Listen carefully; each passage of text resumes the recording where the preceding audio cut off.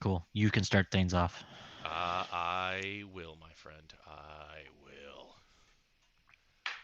Everything's loading up. Everything's loading up. 'Cause you know everything takes forever to fucking load on Twitch. Oh, God. All right. Three, two, one, and bam. Welcome to the Multiverse, starring your hosts Caboose and Zero. Yeah.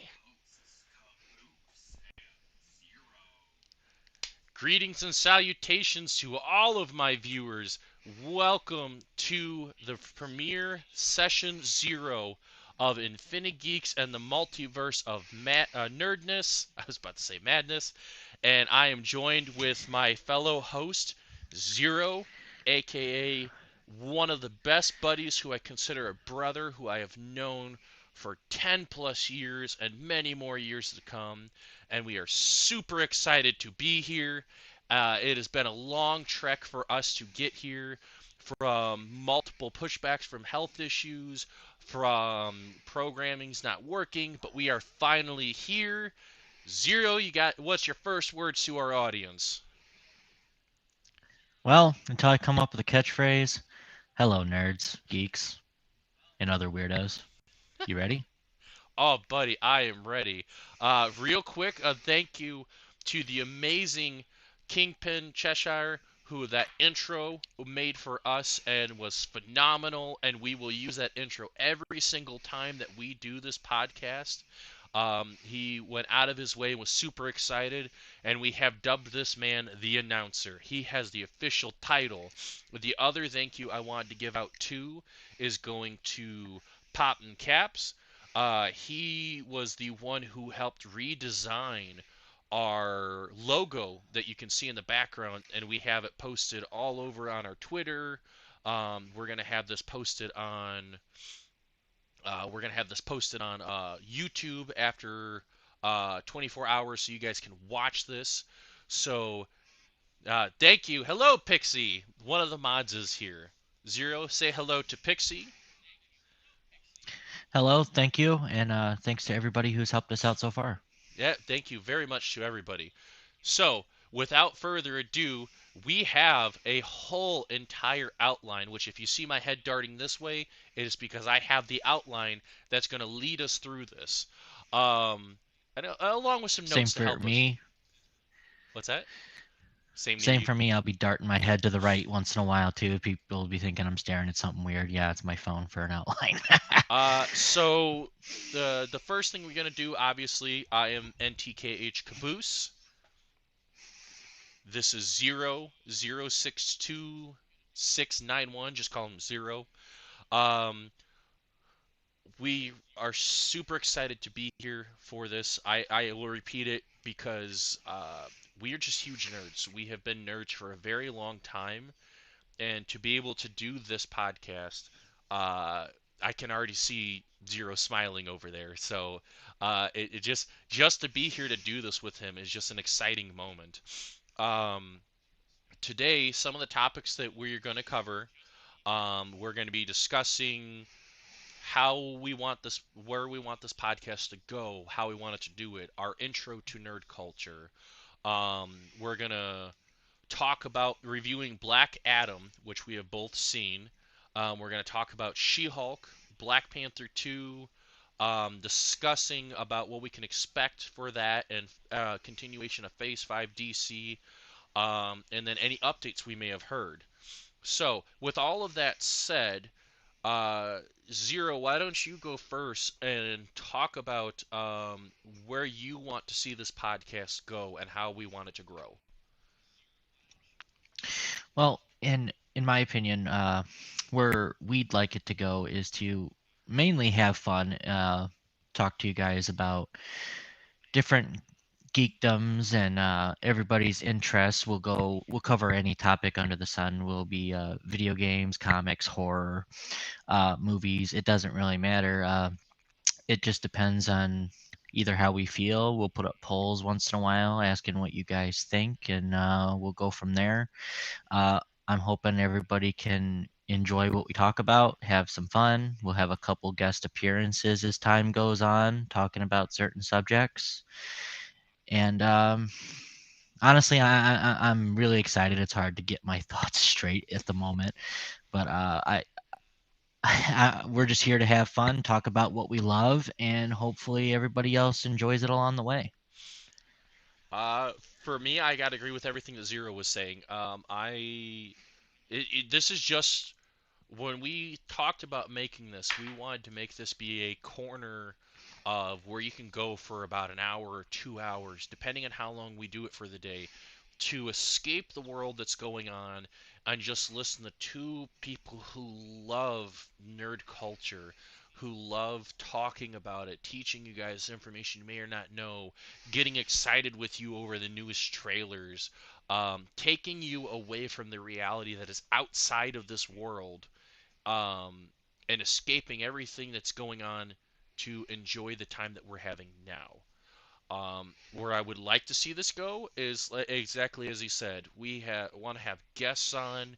We got a few people that have already loving and has been excited to ask to be guests. Um, and we've already talked with them. And one of the cool things we want to do and plan to do is as soon as we have guests, we are going to have them pick the theme for their episode. When they come on, they tell us what they want to talk about, and that whole episode is going to be dedicated to what they want to do because we want not just for us, we can educate you guys, but we want you as our guests to have a fantastic time, and we want you to enjoy every moment that you are here with us. Where I would love to see this, how I want to see it grow, is continuing bringing more guests. Hopefully, being able to do more episodes on a more frequent basis. Right now, I think we've only talked about doing this episode and one more for this month. And by the next episode that we do, we're gonna have a plan of when to do more episodes, since it's getting closer to the holidays, but we want to continue to do this. Another thing that we've talked about doing is the room that you can see Zero in. We're actually going to rearrange that room, and our goal, hopefully by next year, is we are going to start doing this podcast in the same room. We are going to have it set up where we're proper setup, table right across from each other, have our cameras looking at us, being able to talk to all of you guys in the same room, and I cannot wait for that day. Even just doing this alone is so much fun already, and we've only been going for 8 minutes, and I'm just super excited to do this. And You're making me more nervous as you talk. Holy crap. I can't help it. I'm a talker. Um, so Zero, why don't you go ahead and tell everybody about how you were introduced into nerd culture in general, and how over time it's impacted your love for it. Well, it, it's kind of weird for me. My parents were never nerds or geeks. My dad, like a lot of guys, is a typical car guy who likes to work out of the garage. But I'd have to say it was probably my grandparents and mainly my uncle. My uncle, he was around when Star Wars first debuted, and he's been obsessed with it ever since. He introduced me to the movies. I watched those relentlessly as a kid, and then he introduced me to Back to the Future, and I'd have to say those series are what, or trilogies at the time, are what really got me into the culture and just looking more in depth into everything those two had to offer. But as time went on, I just found myself getting more interested in other things kind of related. Eventually, I ended up getting into anime when a friend introduced me to Dragon Ball Z, and then eventually Naruto, which is my favorite anime. I've watched and done countless things regarding those. Back in fifth grade, I experimented with trading card games. I never got into Magic, so I'm sorry, Magic players who are listening. But Yu-Gi-Oh is what really got me going, and that was about fourth or fifth grade, around the time when it first started coming out. I think it was about 2000, 2001. And I've made some great friends since because of not only that game, but the games and the rest of the culture I discovered later.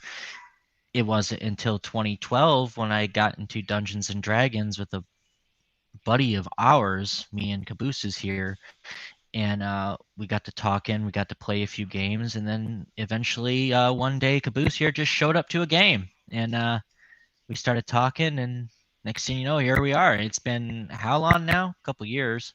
Oh, dude, we're going 10 I plus I'm years. at. I, Oh, don't let him it's sugarcoat been it. a long time. What's up, Danish? Don't let him sugarcoat it. How we became friends is he thought I was very weird in the beginning. Um, and Oh, I how still it think you're happened. weird. There's no discounting that. um, what ended up happening is he helped me make my very first Dungeon and Dragon character, and we ended up putting it in a random name generator. And my character, who was an elf ranger archer, ended up getting the name Davros. And I looked at him and I go, because we kind of shared this look, and I go, well, you know what Davros means, right? He goes, the creator of the Daleks, and from Doctor Who, and I go, my man.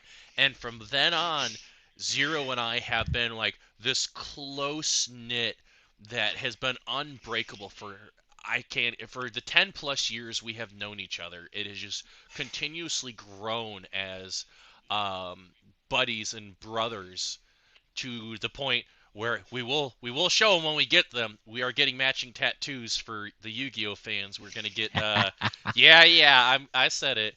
We're gonna get Oh, two do you remember the name of the scapegoats. card? Uh, It's the uh, Stray Lambs. The this Stray Lambs. yeah, Stray Lambs. It's a Yu-Gi-Oh card that has two of the scapegoats on it. One's upside down and one's right side up. Um, and to say that I never gotten a tattoo, and to be joyous to get my first tattoo with a man I consider my brother is going to be awesome. Um, so I love you, buddy, and I'm really glad you're here with me. I love you too. Now you need to tell us how you got started in all this. So I got started into the nerd culture, as stereotypical as it's going to be. I kind of had the stereotypical nerd experience. I was, hi, buddy. Um, I was, my parents divorced when I was younger, so I ended up not really knowing how to make friends. And when I couldn't make friends, I fell in love going up to my grandparents' house, spending time with them. And my uncle Frank was a huge comic collector. And the very first comic that I ever got to see and read was Amazing Fantasy number 15, which was the first comic appearance of Spider-Man. And I didn't know what I was holding at the time to say how rare that thing was. That's comic from the 50s, 50s, 60s, golden age of comics there. Um, Literally gold in your hand. yeah, literally gold in my hand. I didn't know anything about how rare that was, but I thought it was so cool. And more, I went up to my uncle's house, or we went up there because they all live in a cul-de-sac. So anytime I went to my grandparents, he was right across the street. And I fell in love with seeing the comic collection, and slowly I started buying my own comics. And then over time, I slowly got into Pokemon. As soon as that craze came out, I had the old Fat Boy, the old black and white Game Boy. So I played that, where you had to freak out when the red light's flashing and go, "Oh God, I gotta save! I gotta save! I gotta save!" Um, and that led into Yu-Gi-Oh coming out, Digimon, Monster Ranchers, going to the movies. I saw all four Pokemon movies that were in the theater. And as time progressed, I was still not really being able to make friends. So it kind of dived, instead of me acting out, I dove into the ever growing culture that as I'm getting older, I'm realizing it's so vast. I found anime, I found video games. Uh, Keep going forward, I've made great friends along the way. Some that are here still, some that are not. Um, leading into exactly as I said with Dungeons and Dragons, I ended up meeting. Well, thank you for coming by, Jay. Um, for me, inevitably led to making these really good friends and family. And it, yep, that guy right there. It led straight into playing Dungeons and Dragons for the first time, and I was so nervous. And then the it is a running joke with us that my character's first appearance to this group that existed, they're trying to free slaves, and my guy almost died in a chain gang, killed the guard, and my first introduction to the entire group and my first experience of Dungeon Dragon was one, I almost died. Um, and two, thank you very much for the follow, Jay. Um, Yes, thank you.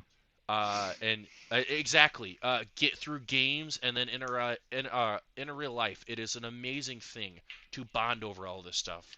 Oh, what I was saying, my first experience to this whole group was they're hearing a commotion and they go, "What's going on?"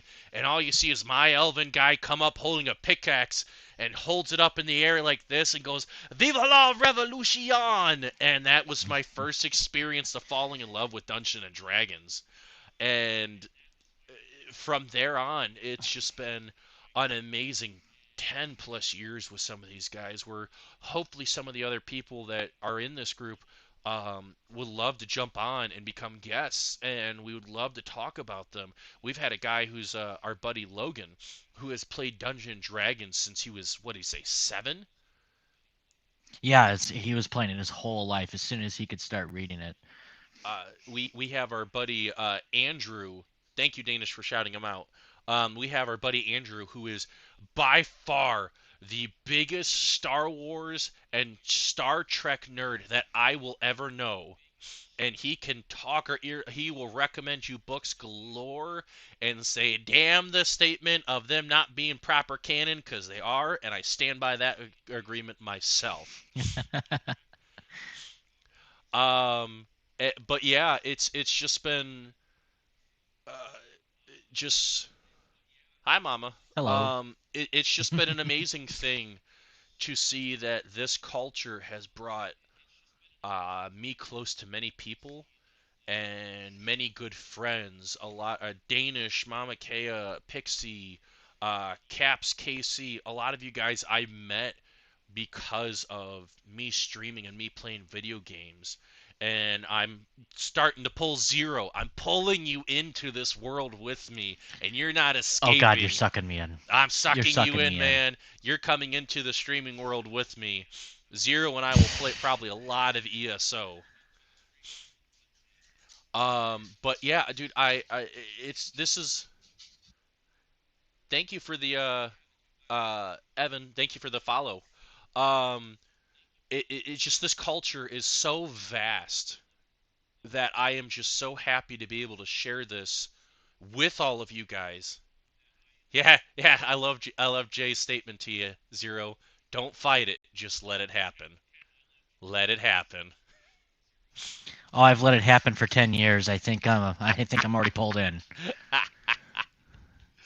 But no, the culture's so vast. It's so vast, it's so open that it's this culture has grown of nerd culture has grown back if you go back to the 60s 70s, all it really was the biggest thing I can think of back at the time was Star Trek, Star Wars, and Doctor Who. And now look at what this Um, culture. Yeah, Doctor Who, man. Oh, yeah, if you can't see the TARDIS in the background. um Actually, to tell you how even prepared I was for this, I got my Stan Lee storytelling shirt. There you go. See? Papa Stan. you get better stand up. Can't see it. I There we can't go. see. There you go. Papa There's the Stan love. Lee. Rest in peace.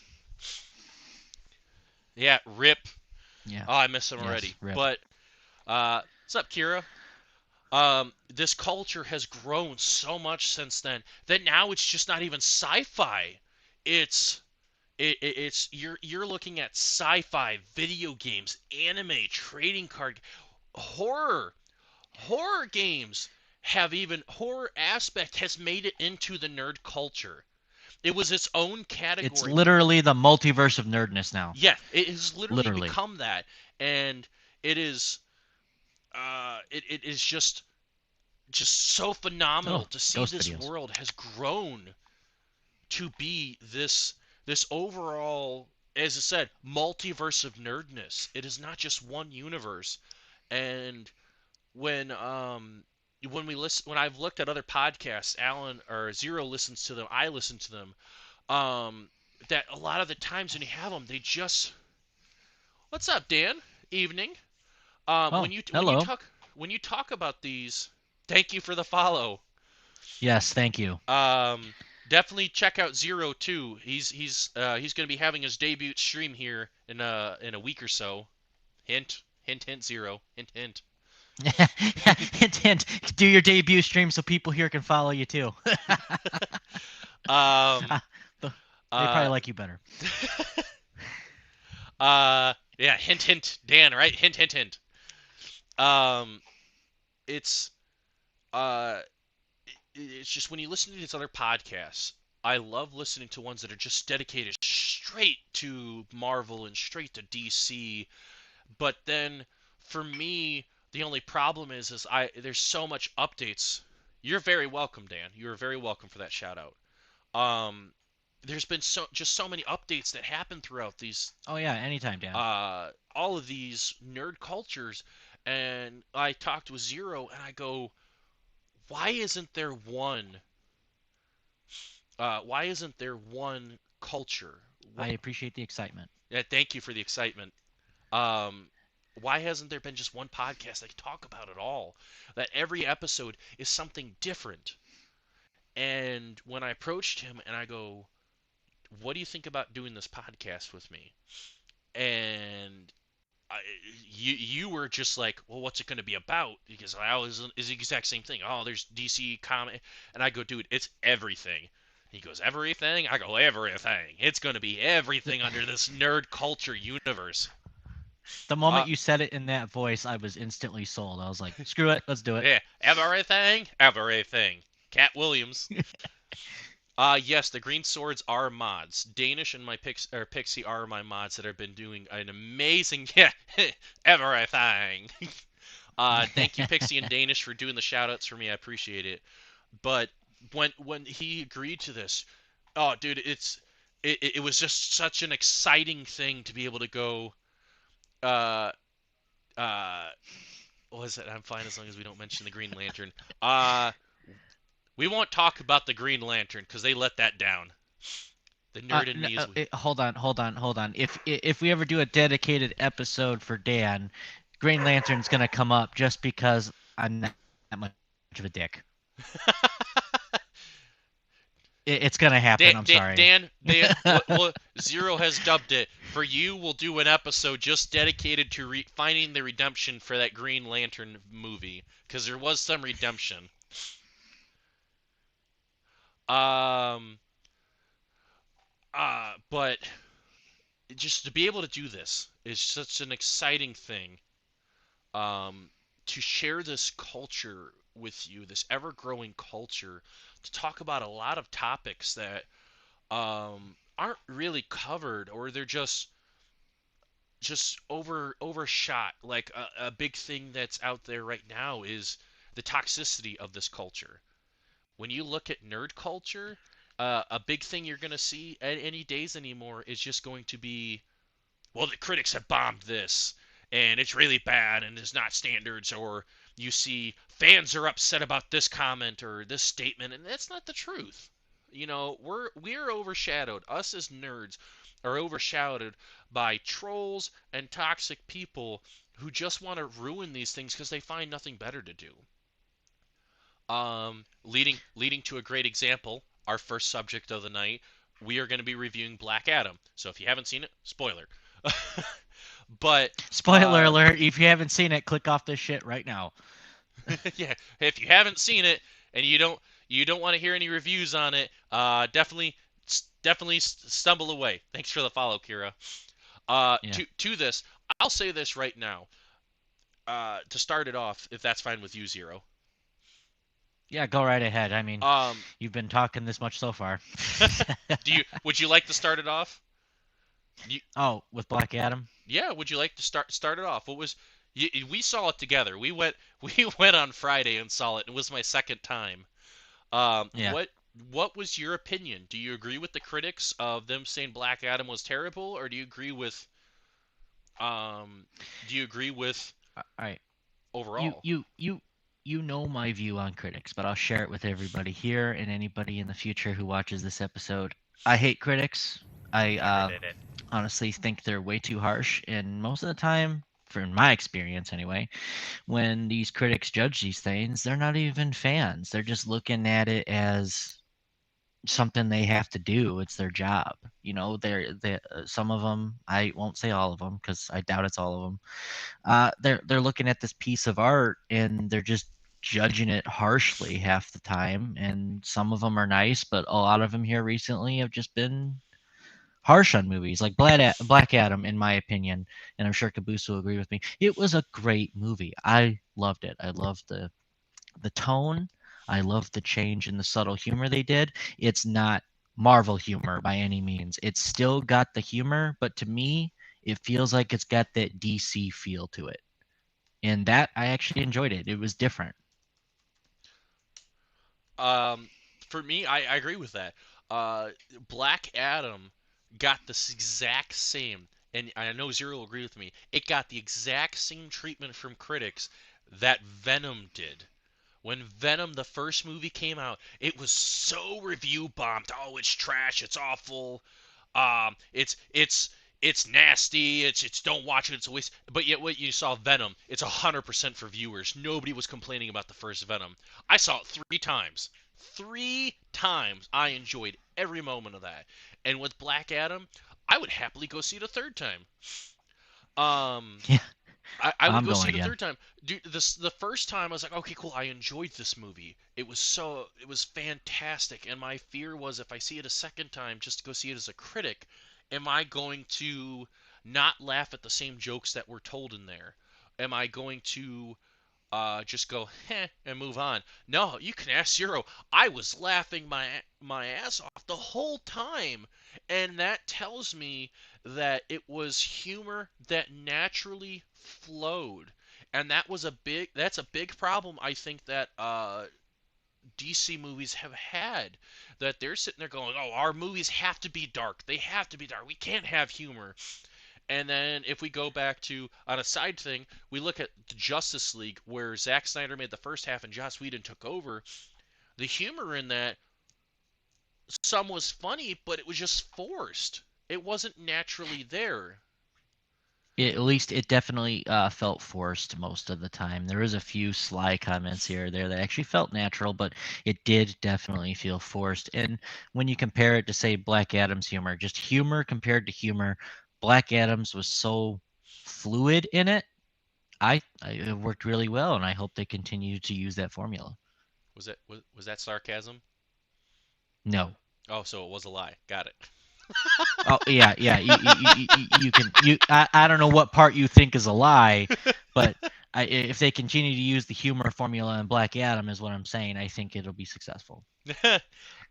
So for me to go a little bit more in depth with it, um, for me, that was a joke from Black Adam, by the way. That's why I made that joke. Um, Black Adam, my overall view for it as a whole is it was definitely what DC movies needed to bring a fresh breath of life into it. They after the whole Discovery took over, everyone's freaking out because they're canceling shows left and right. Titans was canceled, Doom Patrol was canceled, Harley Quinn is saved, thank gods. Um, and then other movies like Static Shock was pushed on the shelf, and then they finally came out and goes, no, no, no, it's not gone. The whole issue with Amber Heard, uh, um, with the Aquaman movie got pushed back, um, and I, I sided with Johnny on that. Let me point that out there. Um, uh, Being pushed back, you don't really know, and then they come out and go, well, we're finally going to start doing the Marvel thing. We're going to do the next 10-year phase, and Black Adam was what was supposedly supposed to start it. And I have to tell you, great. It was a fantastic start to redo the DCU. I cannot wait to see what more they do. With me, I got a few notes that Zero and I we can go back and forth because I feel like you and I have some of the similar things. What was that? I feel like RDJ Jr. was Iron Man Shirley. Exactly. Jay, you got it right. Robert Downey Jr. as Iron Man was perfect, and that's what Marvel has over DC for so long. That they don't just cast a big name person, they cast someone to fit the role. And that has been a really big thing. You really should watch it. I think Black Adam it's a good movie. I think The Rock did a good job, and if you compare it to some of his earlier work before this, it's different. It's definitely different. It's Uh, worth at least and, one watch, my friend. One watch one at least. sorry, didn't mean to interrupt you. One of the big things that I saw that some people were like, oh, The Rock didn't look like he even wanted to be in the movie. He looked bored, and is like, no, you got what you have to understand in this movie is, um, in Black Adam, him as the character, he was sealed away for 5,000 years.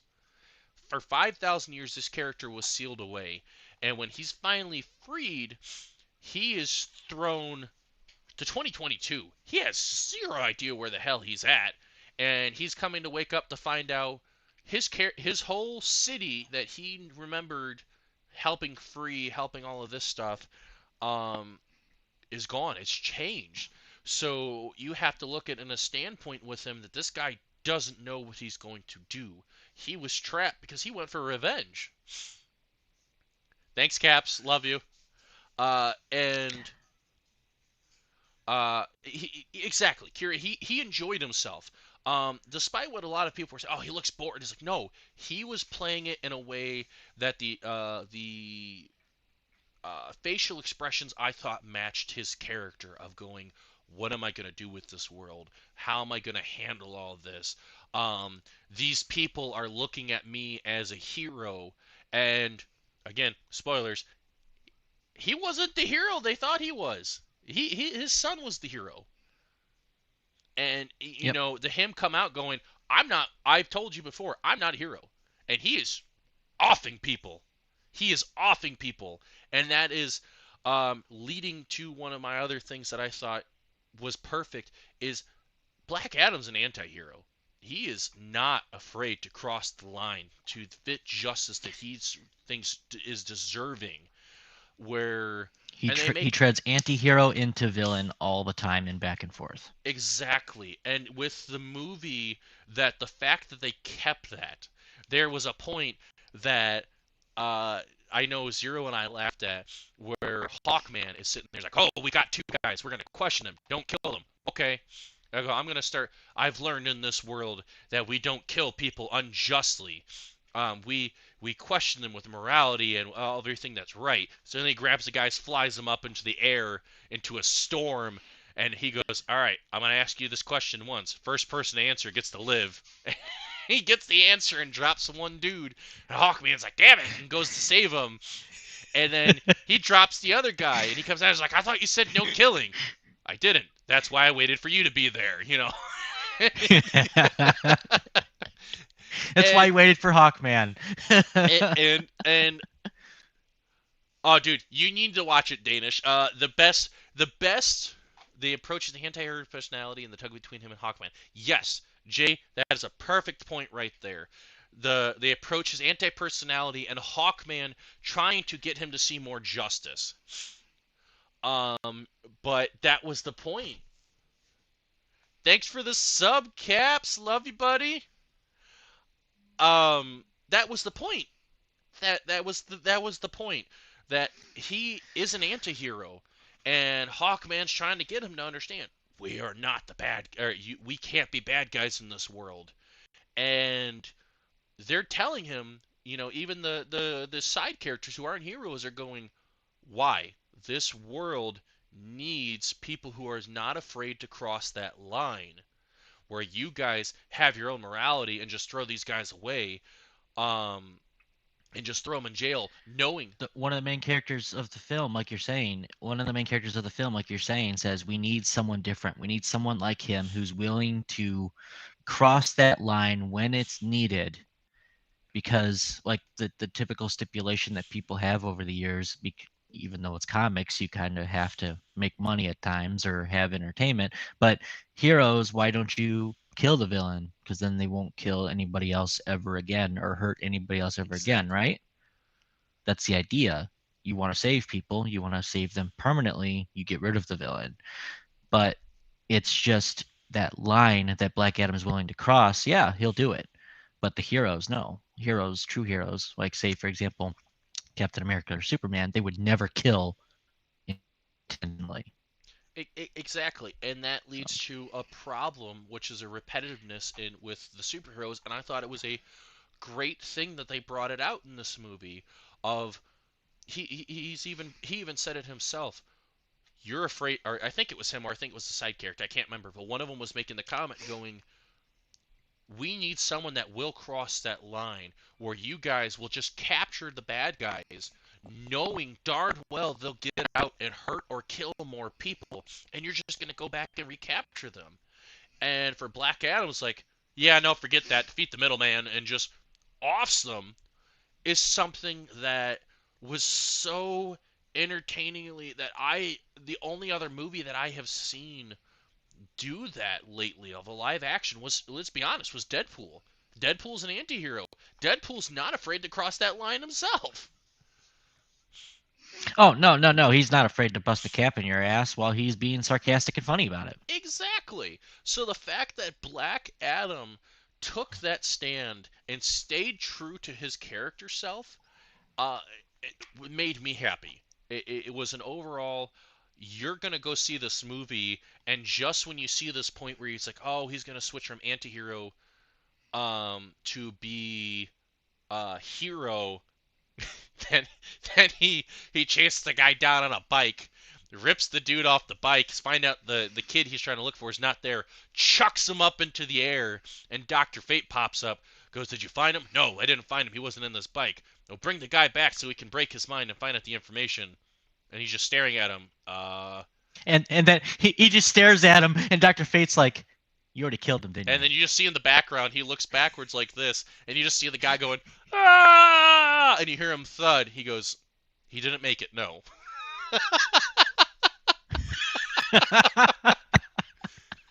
Kira, we Spoiler got an alert, announcement that for was a something big, like that big later funny at the scene. end. We got a good announcement for that later at the end.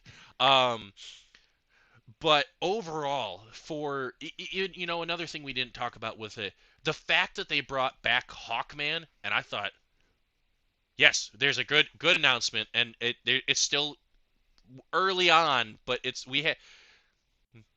What's up, Fraggle? Courtney, hello. Um, Woo! on a side thing, every podcast, when we get new updates to news about anything nerd culture, anything bigs that are coming up, we will talk about it at the end to give you guys an update on all of them. And there's been quite a few updates We'll since. do the best we can. Yes. But to my thing, uh, bringing in Hawkman, don't get me wrong, Hawkman was okay in the Arrowverse, but this one was just hilarious. Let's be honest. This was a great Hawkman. I enjoyed it, especially Oh, him with the new Atom Smasher. There's a point where he's like, I got this, I got this. Hey, watch out, I almost hit you. And he swings his hand back, knocks out Hawkman. And a running joke with him is, you and me, later. So the fact that it was natural, again, the natural humor. If you can have a movie, especially DC realizing this, finally realizing this, natural humor that flows with the story, it's fantastic. Um, Seeing Atom Smasher was okay. Cyclone, oh, it's all good, Dan. Seeing Cyclone, I think Zero and I can both agree there's only one side character we were truly, truly excited about seeing in that movie. Dr. Fate. Exactly. The DC Dr. Fate, counterpart. The first iteration being Kent was amazing. I loved Pierce Brosnan, if I'm saying his name right, playing You that said character. He did a fantastic job. to say that to go on his thing. Um, Also, hello Ash. Um, he played Kent, who um, Doctor Fate was a character that had multiple iterations, and in the movie, him, Hawkman, Atom Smasher, the new one, and Cyclone are all in the JSA, which a lot of you guys didn't know. Um, was the Justice Society of America, which is the prequel group to the Justice League of America. So it was kind of cool to see that all these older guys are there. Hawkman's been leading it every time he reincarnates and remembers everything. What's up, Christy? Um, and what was that? What was that? Dan. I mean, technically Deadpool could do it. I mean, he isn't really. Yes. Um, Yeah, Dan, spoiler alert, She-Hulk breaks the fourth wall before yes, she did. Deadpool ever did. Comic accurate. She-Hulk broke the fourth wall before Deadpool ever did. That is the truth.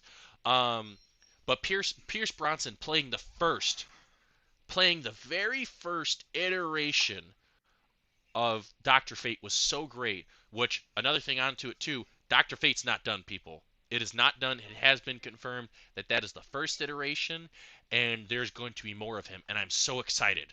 I'm so excited. And before anyone says it, Oh I yeah. don't know if you guys are those type of people in here. I won't hold you against your judgment on it. There are female Doctor Fates that has been in the comics, and it's something that if they follow the comics, I think Zero and I both can agree that it's a good thing. I rather you follow the comics instead of make up your own damn story. It'll at least give us a twist on comic stories. You don't have to be 100% comic accurate because then everybody would expect the ending. Yes. Uh, Danish, I agree with you. Pierce Bronson is great. His James Bond first, though. He is James Bond first, but now he's Doctor Fate first. Um, I don't know if you agree, but the suit, even though it was very simple, the Doctor Fate suit was just fantastic. I wholeheartedly, the suit was mwah. The only thing I complained about is they waited till the end to open the eye slots. I wanted to see the eye slots open the whole movie. Me personally, I kind of liked it without the eye slots. I felt it was more intimidating. It gave it more of a DC feel to the character. I mean, I can agree with that to an extent, but I feel like if you build up that moment, especially leading to the end when he's fighting the champion for the uh fighting the end, the champion from hell, if you could have seen him gone up there and he's challenging him and you see the music start to play up and the eye slots open, oh, the depth with that, the ambiance would have been perfect. I Um mean, it was epic when it happened. I'll admit it was. It was pretty cool. Even though yeah, spoiler, he's not in it anymore. Um that's where we said next iterations. Um I'll let you talk about this one because I know you were extremely excited about it. Why don't you tell them what that end credit scene was? Oh shit! Yeah, Yeah. you had seen it. You had seen it before me, like we talked about. That was the second time you seen the film, but you still enjoyed it, and I'm actually planning on going to see it again here soon. Probably drag the wife with me. Who knows? But uh, that end credit scene when you told me there was one, I was like, okay, yeah, I'll sit here and I'll watch it. Amanda Waller talking to Black Adam and saying how she can't contain him and plans to contain him in uh I can't remember the name, Kondak, okay? And he's fine with that because he wants to protect his homeland and nothing else. He does not care about the world outside of his homeland. Well, she says if he does anything outside of that that's against her or human lives, she's going to send someone in to fix the issue. And Black Adam smiles like, I'm the most powerful person on the planet. It's You not going to happen type you, thing. you gotta say what he says. The great line from him. It's hard to remember. His line that he What? said to everybody was, "Send them all." Yeah. He did say that. He did say, "Go ahead, send them all." And what did she say? She She goes, before that, she made the comment of going, I can call in favors from people not of this planet. yes. And that was a big hint, and I got excited. I was like, "Oh shit. Oh shit." And then the message cuts out and there's smoke. And you see someone hovering down through the smoke, and Black Adam loses his smile into a serious look, and out of the smoke comes Henry Cavill as Superman. With the And I'm curl. pretty Don't forget the sure curl. He has the he curl. did have he finally has the Superman hair curl, and I'm pretty sure he said, you can correct me if I'm wrong, uh we need to talk, right? He Was said, that it? Black Adam, we need to talk. There you go. And that's where it And then ended. they cut the scene. And then right after that, Henry Cavill came on all of social media and goes, "I am back as Superman." And then after that, the sad news to all of you guys, he's left The Witcher. Um, but his comment, he's also a huge nerd. He said, "I will stay on The Witcher as long as the story is good and accurate to the books and the games." And if he left, he's probably going to follow Superman because let's be honest, I want to see him as Superman. And like Kira said, Black Adam versus Superman would be awesome. And to Yes. Dan, best James Bond was Sean Connery. Yeah, no, yeah, he's came out. What was it last week? I told you that he came out and said that Yeah. he's. Yeah. It was about last week. He came out and said that he was done in the season 4 mark, which means after season 3, our poor Henry Cavill is done as The Witcher. I believe they're now gonna. I doubt when they recast him, They which already I'm pretty did. sure it's confirmed. Yeah, it's confirmed now, right? So I doubt it's gonna continue the same series. It'll season 4 and onward will probably be a reboot of The Witcher with the new actor. Uh, That's let my me opinion.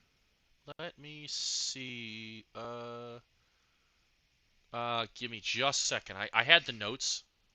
Who's replacing?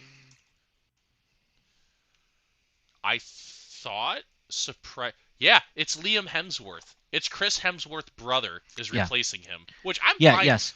He's gonna. I don't watch The Witcher. I know He, you guys can hold it against me. I haven't just taken the time to sit there and watch it, but I can oh, I'm see gonna Liam hold it Hemsworth. against you. I'm gonna hold it against you. You know, you live an hour away. You could just come down, sit your butt on my couch, take control of my Xbox, and go. We're watching this. I'm going to your house Oh, next week. You can sit there and make me watch it. you're gonna watch something and you're gonna fucking enjoy it. Well, first we got to watch the Doctor Who's finale. Yes. I'm gonna have to get caught up on that too. So I guess you can hold that against me while we're at it. Haha! I got something against you. Um, with that, I think for a review, not only do we have the good things, but I think we had a few nitpicks that we didn't agree with the movie though.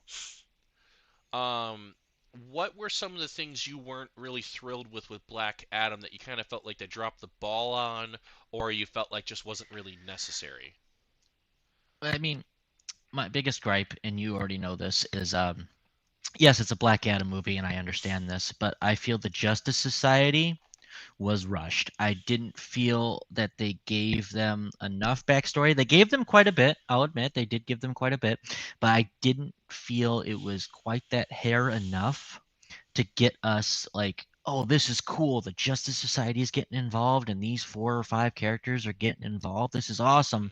Hmm. I want to know more about them. They didn't give us the in depth, at least in a short detail, of their backstories. They just kind of introduced them for like 2 minutes, real quick, gave you a small, like I said, 2 minute backstory. Okay, here we are.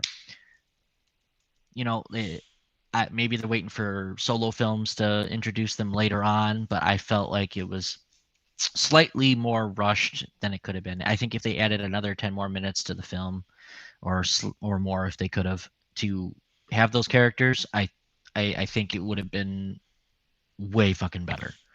Uh, I the more I've had the chance to sit down and think about it, I do agree with you that even if you would have just because they have this whole little montage that they show Hawkman talking to Amanda Waller, which was a complaint I realized. Why the hell is Hawkman talking to the leader of the Suicide Squad? Where the heck does that come in?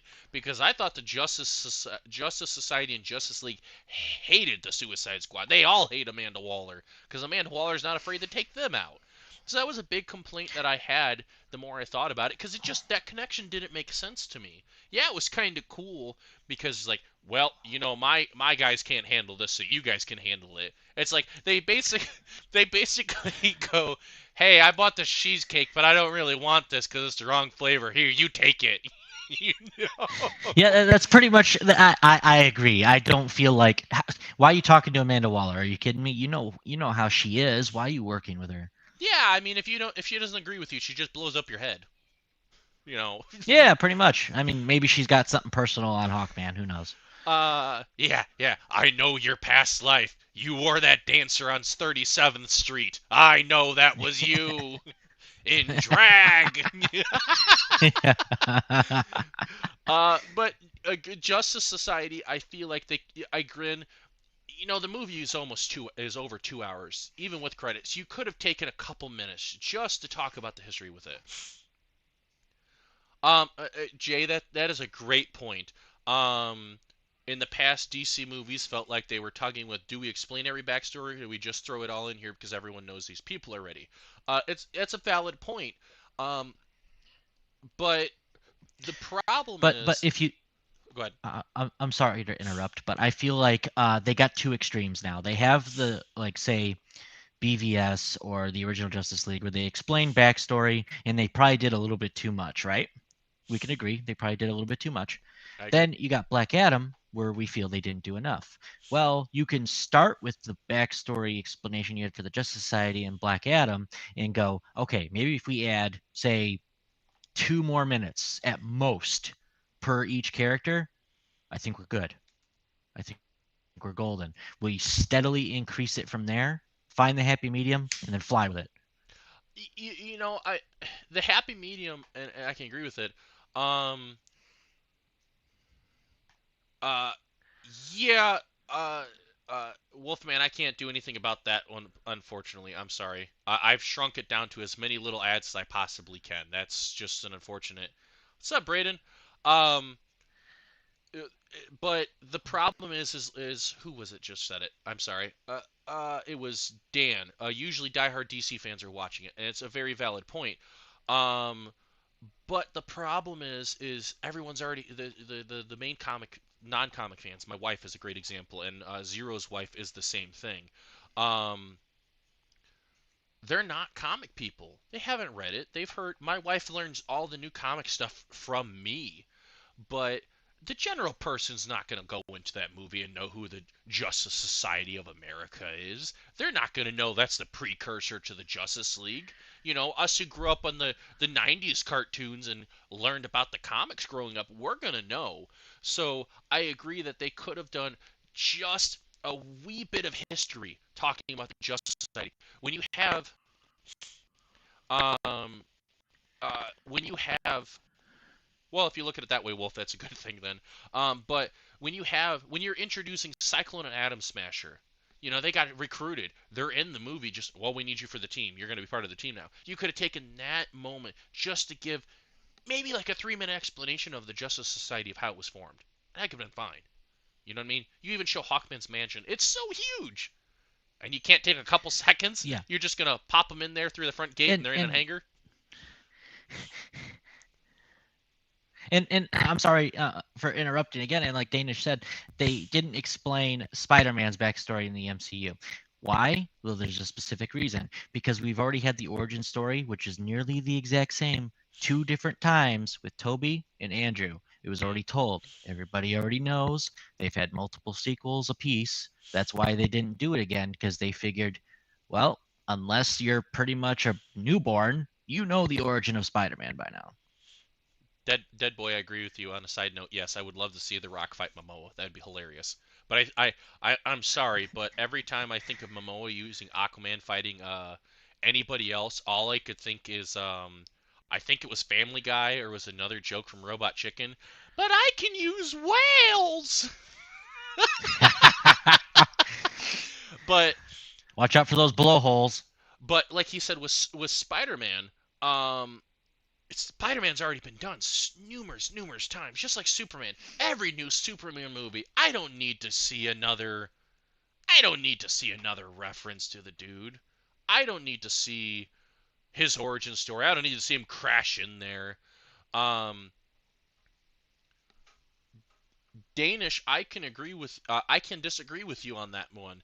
On Batman, they actually did do a backstory. A lot of comic fans aren't going to notice though, where if you look in the very beginning, it's very subtle. It says Batman Experiment Year 2, which Year 1 and Year 2 are really big comic lines where it's him experimenting to see if the Batman thing will work. So this backstory, you don't need to see the parents. But again with that, it worked. The experience worked great because we've already know that the parents died. I don't need to see them get shot by Joe Chilligan, which is the killer's name if you didn't know. I don't need to keep seeing that. I don't need the slow mo of the pearls falling. I don't need to see that. The only I time I want a reiteration of that, I'm sorry. oh good. The only time I want a reiteration of the pearls falling would be if they decided to do the Flashpoint Batman storyline and the dad, Thomas, becomes Batman. Then I'd And be Martha fine with the pearls falling again because the and, pearls didn't fall in that. and Martha Bruce Wayne becomes did. Joker. And Martha becomes Joker. Yes. Spoiler alert, everybody. Yeah. Sorry, if it's a spoiler, the things came out in like mid 2000s, so we can't help but spoil that. It's been over 20 years. You should know it by now if you're a comic. But Kira, you got to think about this in the atmosphere of the new Batman. The new Batman, um, he's growing up in Gotham where the crime's already existing. He is in this darker world where he's a teenager. He's basically a young adult going from teenager to adult, trying to do this experiment in a darker world. Which, by the way, let's give a shout out to the narration in that movie. I love that he narrated it. Oh man, in the score in the Batmobile, I'll just die Dude, for yeah, it. yeah. See, Dan has it right. The early experimentation of the Batman experiment was great that they're exploring that. That's such an untouched area that you can see. That's my little one in the background. And that's why I liked the Batman so much. Yes, people will gripe about Robert Pattinson, but honestly, he's a great actor. I think he did a fantastic job as the Batman, and I can't wait to see more. Oh, I can't wait to see more. I can't wait to see more of that messed up Joker, which was the deleted scene, by the way. Yeah, I can't wait to see that. You actually got to see him. You can Google it. It's a deleted scene, and you can see what this dude looks like. It was so weird.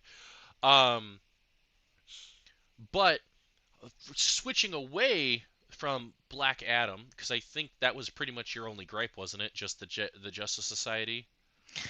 Honestly, when it came to the Justice Society, I would have to say that was probably my only gripe. I didn't really, unless I'm forgetting something, because my memory sucks. I think that was probably the only problem I had with the movie. Otherwise, the movie was fantastic. I think at the same time, I have to agree with that.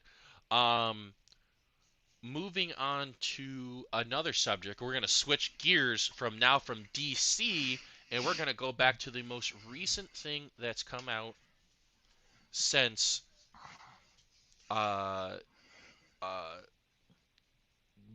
most recent thing from Marvel, sorry, my brain farted, was She-Hulk. She-Hulk. Which, She-Hulk, this is where you're going to see a big diversity between Zero and I. My chat says hello. Danish particularly says hello. You're going to see a big difference here in this. And when I talked with Zero about this the other day, he's like, I'm going to save some of our stuff for later. So I think what I'm going to do with this one first is Zero, you're going to go first on this talk about this. Ah, shit. Right now?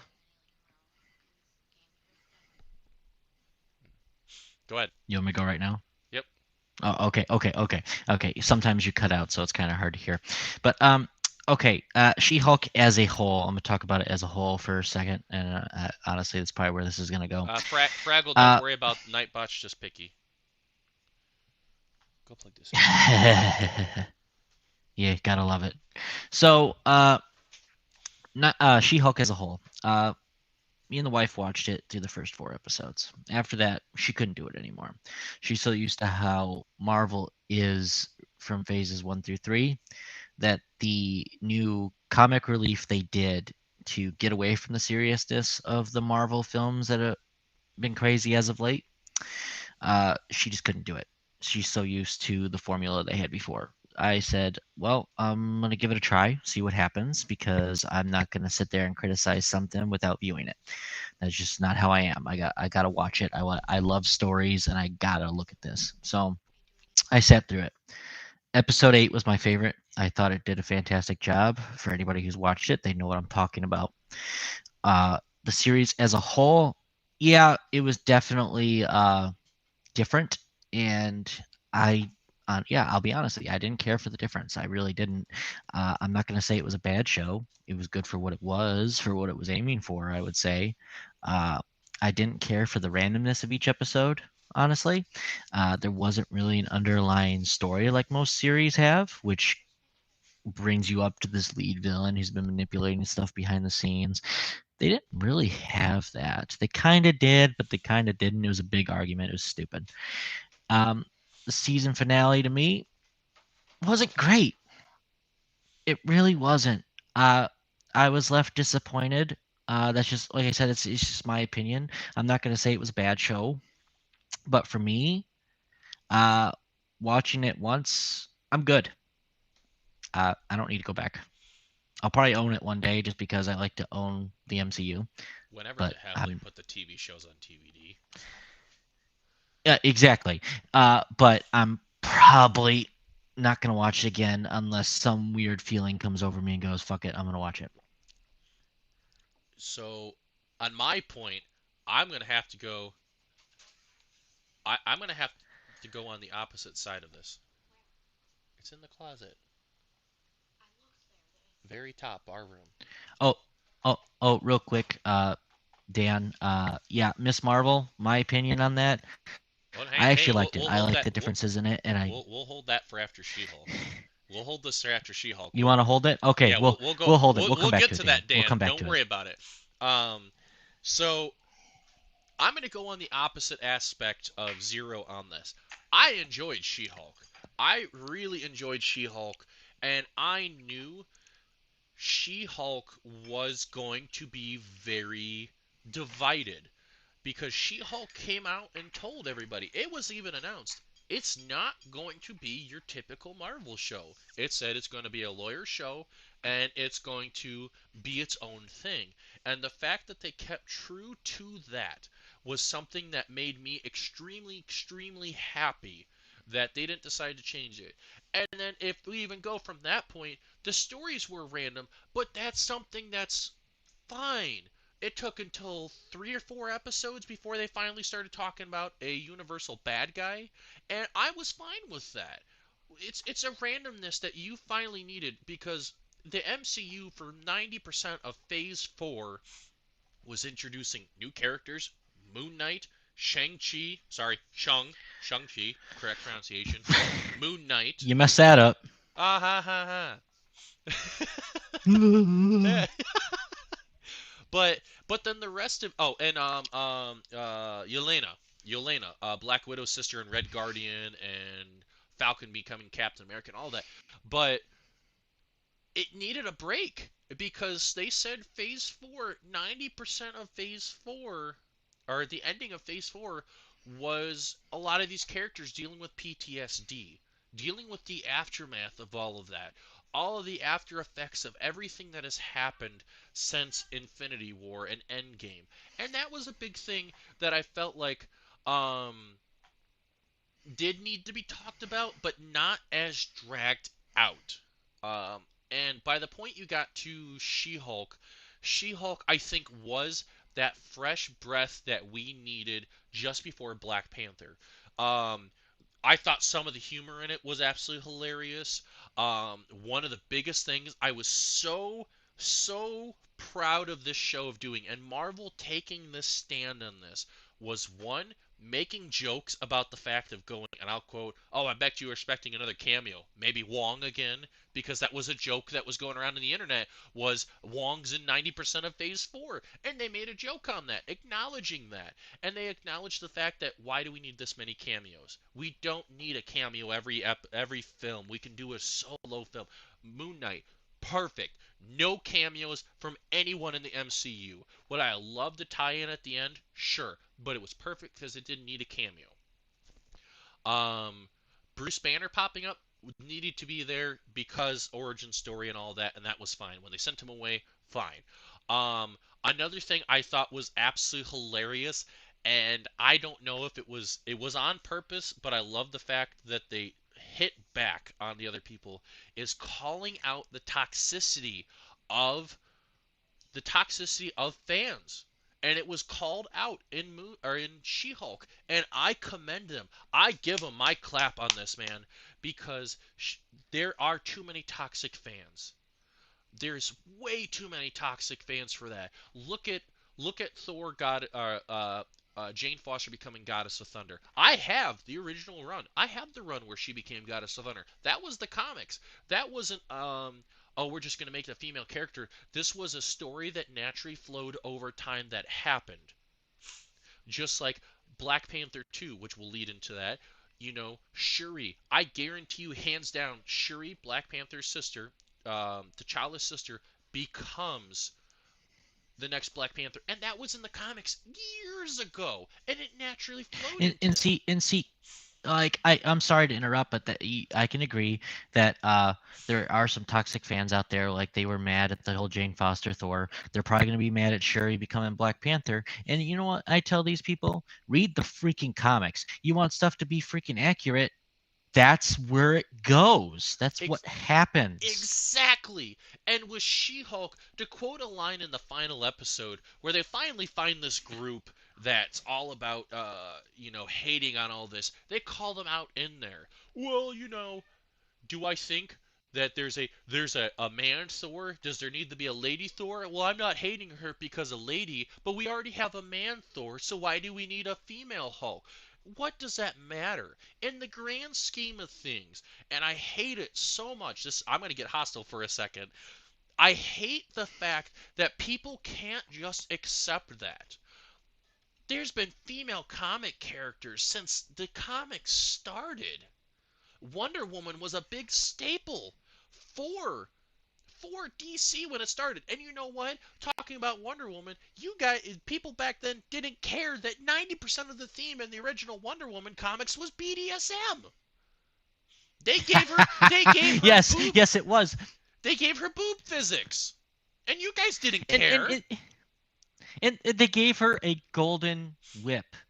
Okay, what do you think a whip's used for in BDSM, huh? Oh yeah. It's for lightly gently caressing the back. Uh, yeah, to get the truth out of you. Yeah. Safe word. Superman. but um but the call out that toxicity is something I think Marvel I will commend on that stance because it needed to be done. I'm so tired of the toxicity of the fans. Of certain fans. Oh, it doesn't need to be a female. It doesn't matter. If you enjoy this universe, but you're going to get mad because there's a female character similar to this, or a new female character gets introduced, what's it matter? Enjoy the movie. You know what? You know what? A good point, Jay. A great point. Black Widow. I hate the fact it kept getting pushed out. Do you know the true fact of why it gets pushed out? And Zero knows this. The Black Widow movie got pushed out because the guy who was in charge of making sure that movie pushed out did not think we needed a Black Widow movie with a female lead. And that's wrong. It's wrong. It doesn't need to be there. And you know what? And we bring in X-Men. I guarantee you, we're gonna start hearing some griping about Storm finally coming in. We're gonna see some griping about Rogue coming in. Oh, why? Who are these female? Why? Just enjoy the darn movie. Just enjoy the series. Be happy that this universe is growing. I guarantee you right now, Ant-Man, Ant-Man Quantumania, his daughter's finally supposed to become her character. Are we going to see some complaints about that? Probably. And that annoys me. And the fact that Marvel took that stand in She-Hulk and called that out is just, again, a commending applause for that. And let's talk about. You said you absolutely hated the ending. The ending was great. The ending was so hilarious because it sat there and said, "Wait a minute, what the hell is this ending? What is going on?" And the fact that she broke the fourth wall of Disney Plus was hilarious, and the fact that they made Kevin Feige a robot. Because that was his joke. He's a robot. He's just pumping out the movies just left and right. Oh, I got this going. And it's like he must be a robot, which is another internet joke. And when she Well, okay. I'll admit there were aspects of the ending that were funny. Okay, I won't say it was 100% horrible. I still dislike it, but there were aspects, like you said, the Kevin Feige robot that was quite funny. I'll admit, but I just felt like the so ending still could have been epic. But you gotta admit though, to say the very ending where she sits there and goes talking to him, going, you know, all we've been doing and we're getting complaints is we just copy and paste the same formula. The quote, my favorite line: "How many of your characters have daddy issues? Thor, daddy issues.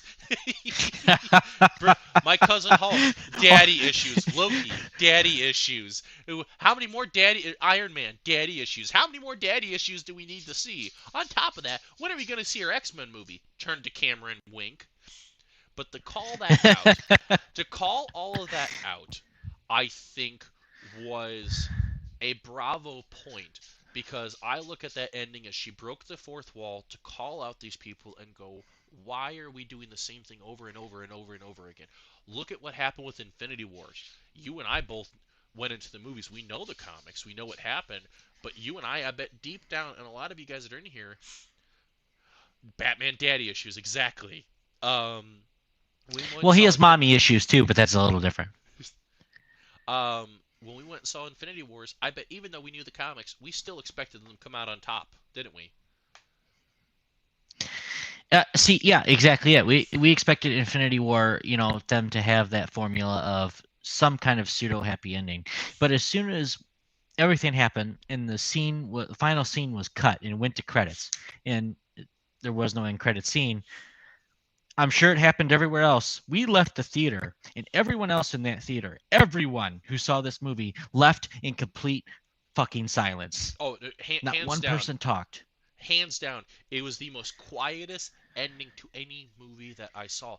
And you know what they did there? They changed the formula at that, because we all expected them to win at the end with no casualties, and look what happened.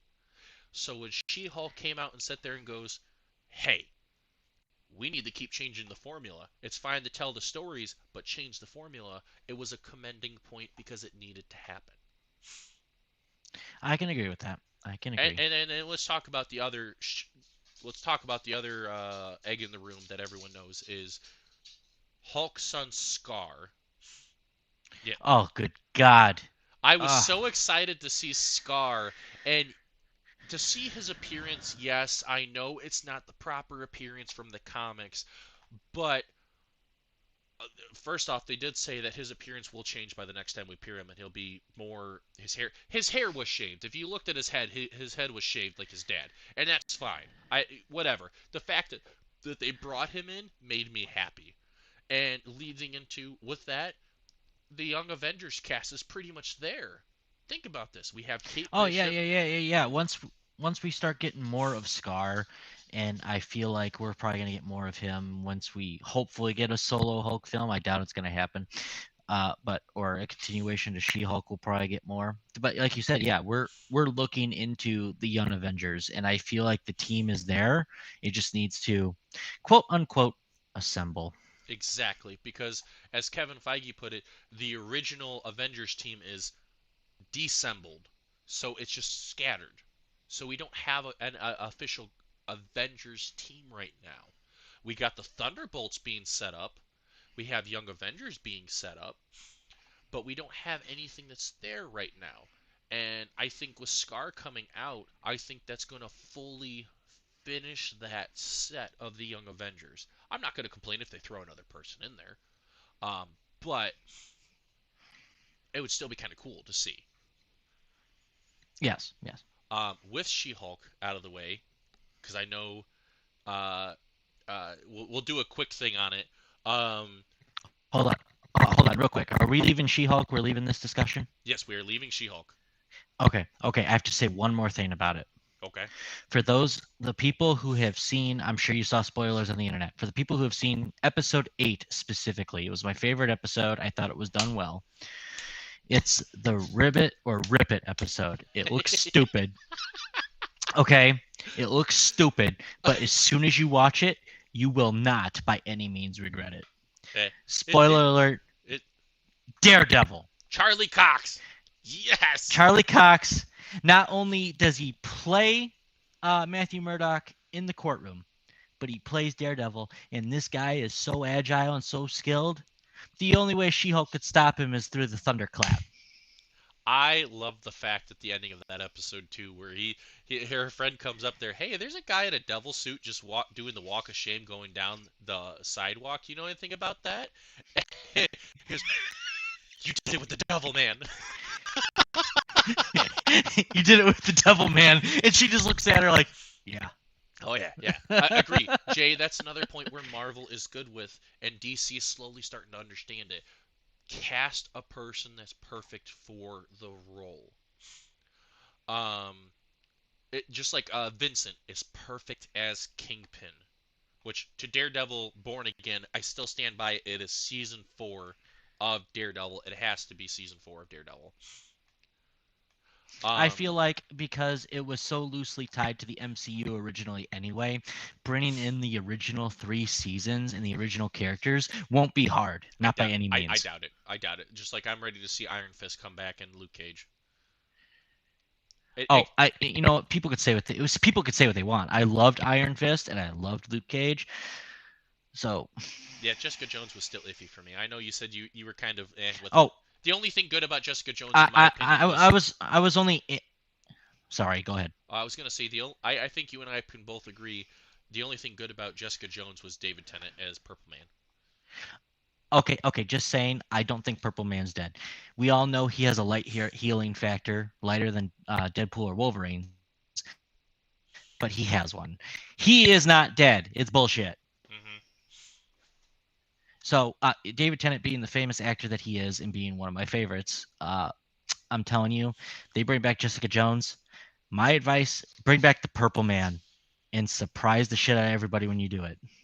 Well, Charlie Cox, and I think the guy who played Luke Cage officially got signed on to come back, which another update that came out yesterday that I sent to you, I think this morning, was John Berthal officially confirmed being Punisher again and staying the character.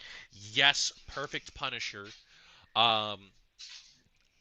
Did you see the emoji for a spider web? Yes, I did. But you know where I think that's gonna come? So if we take this as like we're grasping at straws, everybody, we really are at this point. Say we've been hearing rumors that Daredevil Born Again, the entire series, is going to lead up to Spider-Man 4 and the team up with Spider-Man. Well, who appeared as a villain to Spider-Man many years ago before he became like the dark or anti-hero? The Punisher. The Punisher and Daredevil already had an interaction. Now it's time for him to hunt Spider-Man, and if Daredevil's helping him, this could be very good. Jay, I agree with you. Iron Fist can still be saved. But you see, we're missing another aspect. That's another grasping straw. We're forgetting the Madam Web movies coming out. We're entirely not mentioning Madam Web, which a lot of you guys don't know. She has the ability to see across the multiverses directly tied to all the iterations of Spider-Man. Which I saw another thing yesterday. It's a rumor, but I heard I can't never remember his first name, but Grayson is supposed to come back to play Venom in the Madam Web movie. Oh, Topher Grace. There you go. I saw he was supposed to come back, so it'd be kind of cool to see that. And then we got Craven coming out too. I would love to see him come back. I would love to see him come back. So he said he was going to come back from Adam Webb. That would make sense. It's another multiverse thing where the whole saga Well, that's getting ready to.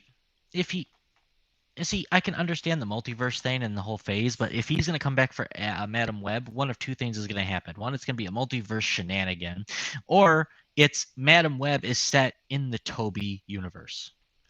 Well, see, that's the joyous about Madam Web. She can go through every universe. Every universe. It doesn't matter. She can jump through all of them. She could pop up, go punch Venom in the face, and go later, Yes, and just vanish away. And I'm fine with that. but this is like a Madam Web origin story, so it's very possible she's from the Toby universe, and we may see Toby a lot sooner rather than later. Dan is a great point. Will Madam Web and Doctor Strange ever come together? I think they're going to have to. Because, like we were saying, Phase 4 officially ends with Black Panther 2. And it's Phase 5, the Multiverse Saga, which technically started with what was it first? Was it Loki? Was Loki first? No, WandaVision was first. WandaVision was first. Crap. I can't remember. WandaVision Yes, started yes, it, yes, it and was. then Loki, and then Spider-Man No Way Home. We're in the multiverse saga, so people that can dabble with the multiverse, American Chavez, Doctor Strange, Madam Web, it needs to happen. And I feel like we can see that connection coming up, and I'm super excited to see that. Um, to a different point that was brought up, would you like to quickly talk about Miss Marvel? Miss Marvel and Moon Knight, because I think Yeah. They did bring it up. Let's talk about it. Go ahead. Oh no, I went first the last couple times. Ladies first. You Fine, fine. next. I will go first. Uh, I'll start with Moon Knight. I, I'm not gonna lie. I am not going to lie. The character change for the personalities was cool. They changed the backstories a little bit because in the original comics, um, uh, Mark was a mercenary. Steven was a billionaire, and oh God, what is his name? Flint Lockwood. That's his name. Jake. Jake. I Thank thought it you. was Jake Lockley. Jake Lockley was a cab driver, and they didn't know about each other. And in the comics, they inevitably found out each other. And Steven funded Mark, and he did the jobs. And then Jake was the eyes and the ears of everything. So to see them do all that, that was kind of cool. And to save Jake for the end was great. But I'm not gonna lie, the first time I saw that suit, I I can't even explain it except nerdtastic, man. I freaked out. I was full on fangirling like a fangirl goes for Justin Timberlake at that costume. Oh yeah, dude. I was the same way. It was a nerdgasm, geekgasm, whatever the heck you want to call it, herogasm Herogasm. even. Herogasm. Okay, because as soon as you see the Moon Knight suit for the first time and he's beating that demon down, you go, oh God. Oh, I got the same feeling I had for Ryan Reynolds. and even the music where he's just beating the crap out of him, and then he just stands up and he turns around. You see that outfit for the first time, and then it was just like yes. And then to see him turn to Mr. Knight, turning to Stevens was great too. I want to see Flint's outfit. They say or Jake's. They saved that, and I cannot wait to see more for this series. Super excited. Oh yeah, I can't wait to see Jake's outfit either because it seems like at least in the show, I don't know much about his comic iteration. He's going to be the most violent one, and I want to see what's Each going to turn out of that. each one does have their own outfit. Letting you know they each have their own outfit. Okay. And to a lot of you people that may or may not have seen the news, they are filming season 2 right now. It's not been canceled. It was a great show. And we're gonna have a season 2 of Moon Knight, and Moon Knight's leading into the Midnight Suns, which is gonna involve Blade, the dark Black Knight that was introduced at the end of Eternals, Ghost Rider, hopefully pretty soon. And I cannot wait for any of that. because that started with Werewolf by Night.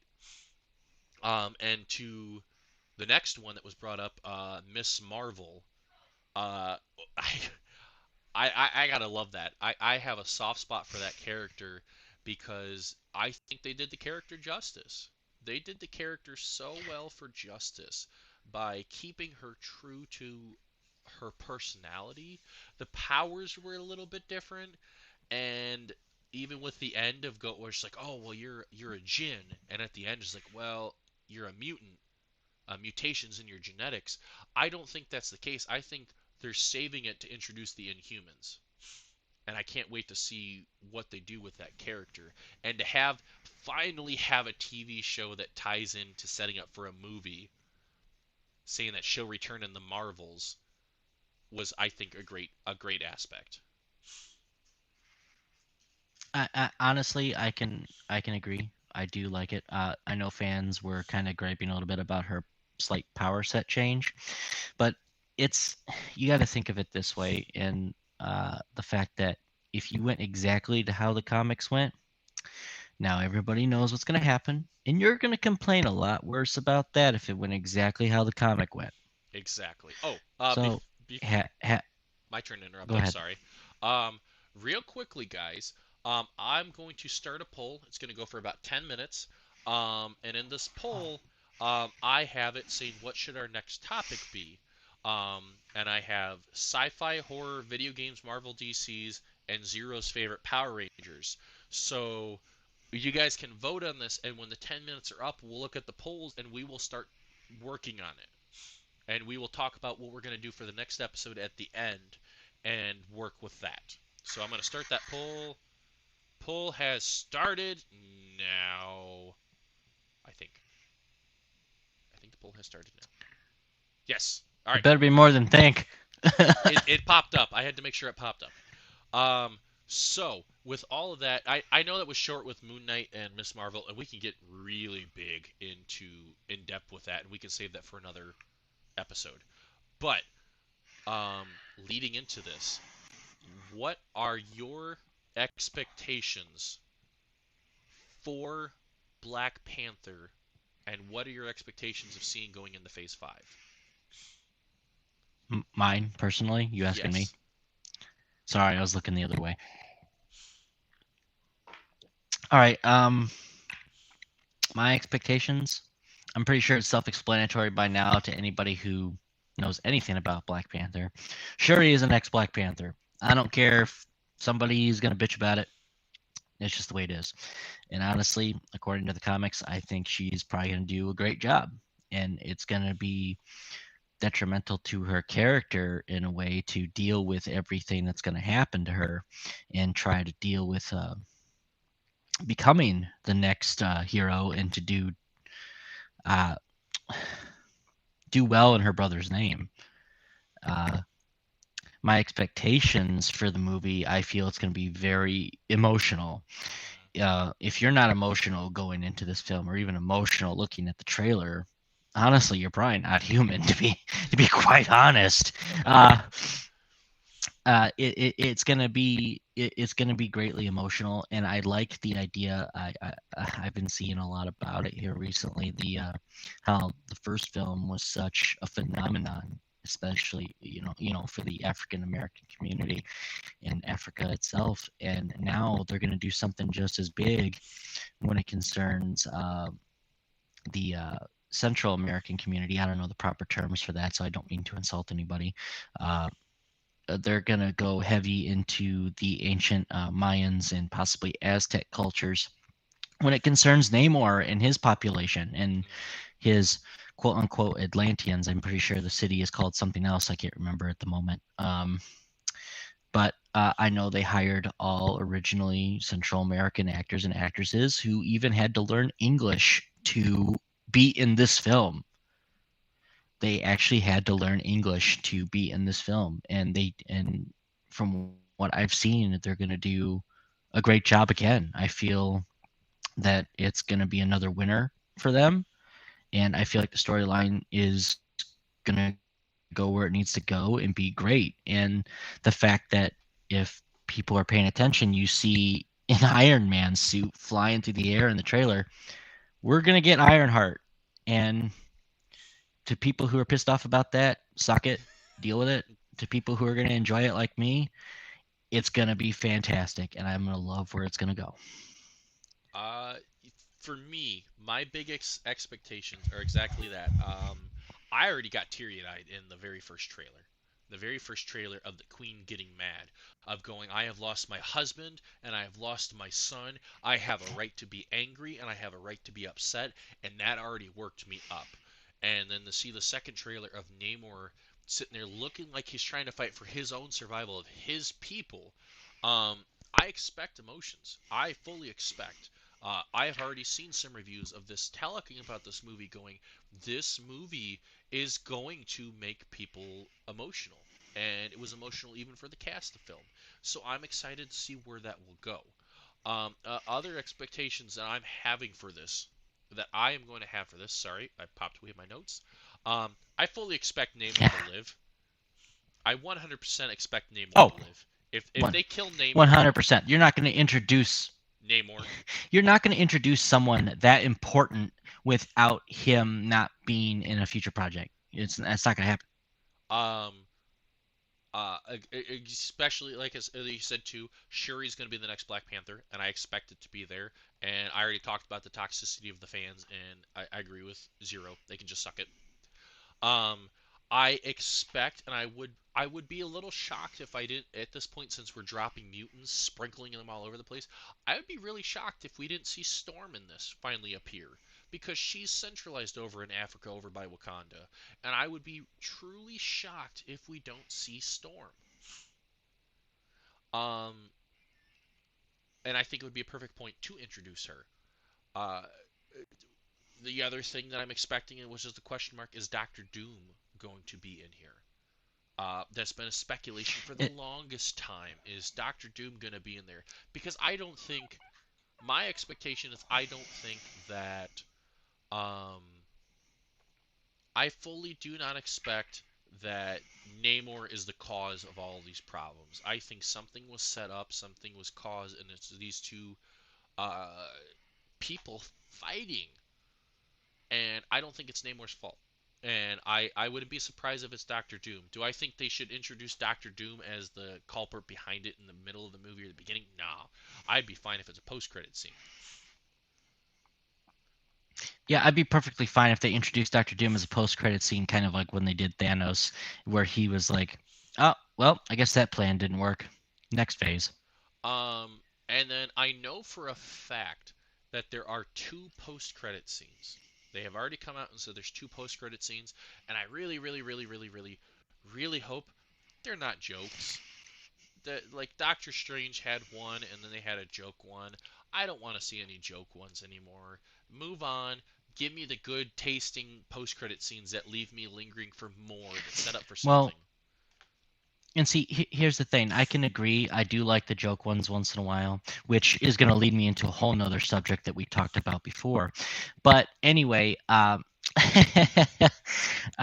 feel with how serious this movie is and how emotional it's going to be, and you say there's two credit scenes, which I'm just hearing now, that apparently I live under a rock for one, and for two post-credit scenes with how emotional this movie is and how serious of the direction it seems to be going. There's no way in hell any one of those post-credit scenes is a joke. There's no way. Except if you put They're gonna Deadpool in keep there. that I'd be tone. fine with that. I think anybody would be Okay, fine okay. if If you Deadpool put pops up. yeah, yeah, yes, yes, yes. Okay, I could be 100% fine with Deadpool showing up and making a joke in a post-credit scene. That okay, I can give into that. But otherwise, there's no way. There's no way. It's gonna be two serious scenes, and we're probably gonna get something really good for at least one of them. I agree. Wholeheartedly do I agree with that. Um, with that, It's the end of Phase 4. They're gonna give something great that's gonna lead into Phase 5. exactly. Um, so with that, there are some updates that, like I said, closer to the end of the podcast, we will talk about the updates that have come out for Marvel and DC. So the first one is Harrison Ford cast as Thunderbolt Ross, aka Red Hulk. because the original actor died. I'm super excited about that. I'm a little shocked that Harrison Ford would actually do that with how old he is, but I'd be fine with that. You could CGI his face on I, somebody. and see, honestly, I think with Harrison Ford, he probably likes the change of pace. It's not Star Wars again, which everybody loves him in Star Wars. We all do, but I think it's something different for him. It's also still a serious role, which he's very good at, and I feel he's gonna blow it out of the water. I I I, really do. I agree. I think he will blow it out of the water. Kaz, I agree. I think he will care though, because he is a nerd, despite what he says. Um, we already talked about Charlie Cox and John Berthal officially coming back, and Vincent. Um, Mephisto, rumored Sacha Baron Cohen was the leading actor to play him. And I heard the weirdest thing, and I know Mephisto's been a rumor all over the place, but supposedly Ironheart series is supposed to pop up, which would be interesting to see how they could tie that in, and if he would. And first off, I would say about damn time that you bring in Mephisto. Oh Um, yeah, yeah. I feel it'll be interesting in an Ironheart series, which is like technology versus the supernatural, hmm. which would give them I think if they did do that, we're going to get a big cameo for a supernatural hero. I think we really are. Because you think Ironheart's going to know how to deal with the freaking a demon? You kidding me? No, a supernatural hero is going to be involved. I fully expect Ghost Rider. I would love to see Ghost Rider pop up. If you're gonna bring in Mephisto, bring in Ghost Rider. And I would love to see them back Robbie Reyes from Agents of Shield. He needs justice. Oh yeah, yeah, yeah. And you see, the last time we saw Robbie Reyes, he's opening that freaking portal like a sling ring To a different and taking dimension. the Darkhold away. To a different Yeah. dimension. So Exactly. saying that it's not, but say it was the same Darkhold that we saw in WandaVision, where'd he take it? How did Agatha get it? And what happened to Robbie? Exactly. And then we got I guess the House of Harkness show coming out, and I'm excited to see that because that character needs some more a little bit more redemption. And I want to see Uh, where it yeah. leads with that character. I don't think she's dead. I feel like her show will be a prequel to WandaVision and a sequel to WandaVision. Well, yeah, I think a lot of us, a lot of you guys, if you didn't see it, in Doctor Strange 2, the Multiverse of Madness, if you look at the point where Wanda is collapsing the building, as the building collapses, it's a very brief blink and you miss it. There's a flash of red light, and I think she vanished, and the theory is that Kang took her. And I would be curious to see where Hmm. that pops up, because she's not done with the character. Um, for DC news, the Flash movie got announced. It will still be in theaters, and they're still. I don't know why they're still debating it. Urza Miller is or isn't put out of the Flash, and he needs to be out. He's an okay Flash, but I think if you're going to replace the Flash, replace him with Grant Gustafson, who's Barry Allen in the CW show. Oh, 100%. I agree. I don't know how the fans feel and how people in the chat would feel if you replace Ezra Miller. If you do replace him, however DC wants to do that, you replace him with Grant. Grant did a great job. He's done The Flash for almost a decade now. I don't think there's anyone better to do it. Just Hmm. like we all agree too, if they did another live action version of the Arrow, who do you think we're gonna want to come back? Stephen Amell.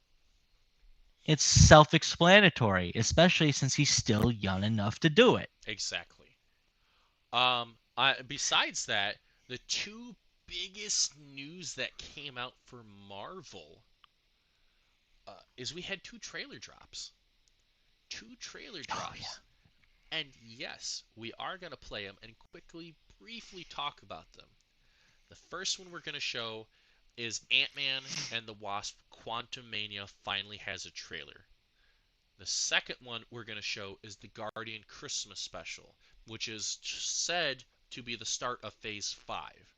And Guardians comes out in Disney Plus November 23rd. It was either 23rd or 28th. And Ant-Man comes out February of next year. So, I will pull this up for all of us. And now, we all can watch it. We shall watch it together. We'll start with Ant-Man, my friends. Ooh, boom chicka chicka. Boom chicka chicka. Chicka chicka. I used to ask myself a lot of questions. Scott, you're at ex-con. How are you an Avenger? That doesn't make sense. But everywhere I go, people tell me the same thing. Thank you, Spider-Man. People still need help, Dad. That's why we made this. Like a satellite for deep space, but quanta. Wait a minute. You're sending a signal down to the quantum realm. Turn it off. Now!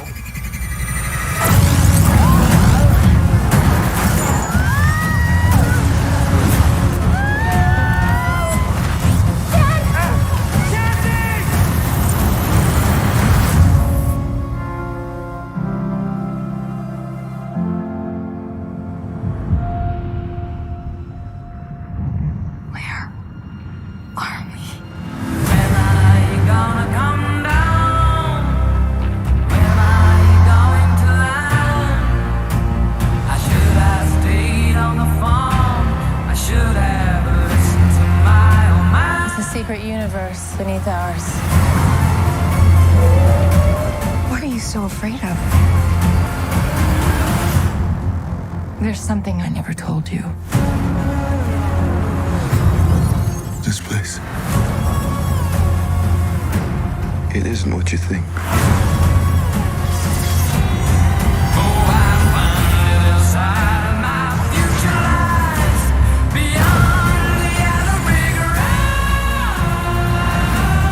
I can get you home. And give you more time. If you help me.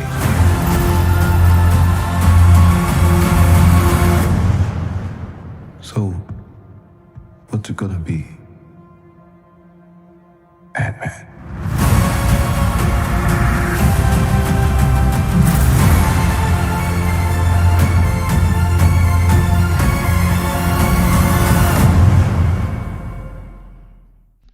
Alright, that was one trailer. And we got one more.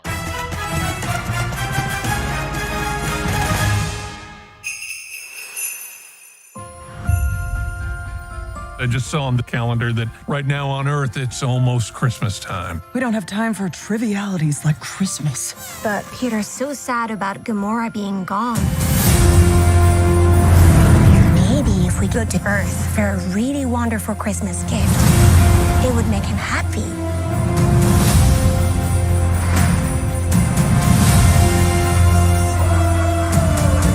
Something special he will never forget. What about someone special? We're looking for the legendary Kevin Bacon. We're looking for the legendary Kevin Bacon. I just said that, Drax. Your voice is small and mousy. I think maybe he didn't hear you. You're coming with us. That's a Christmas present.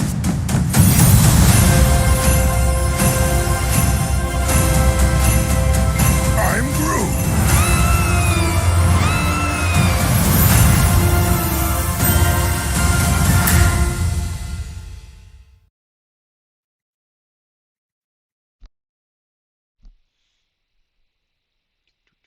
Give me just a second, people.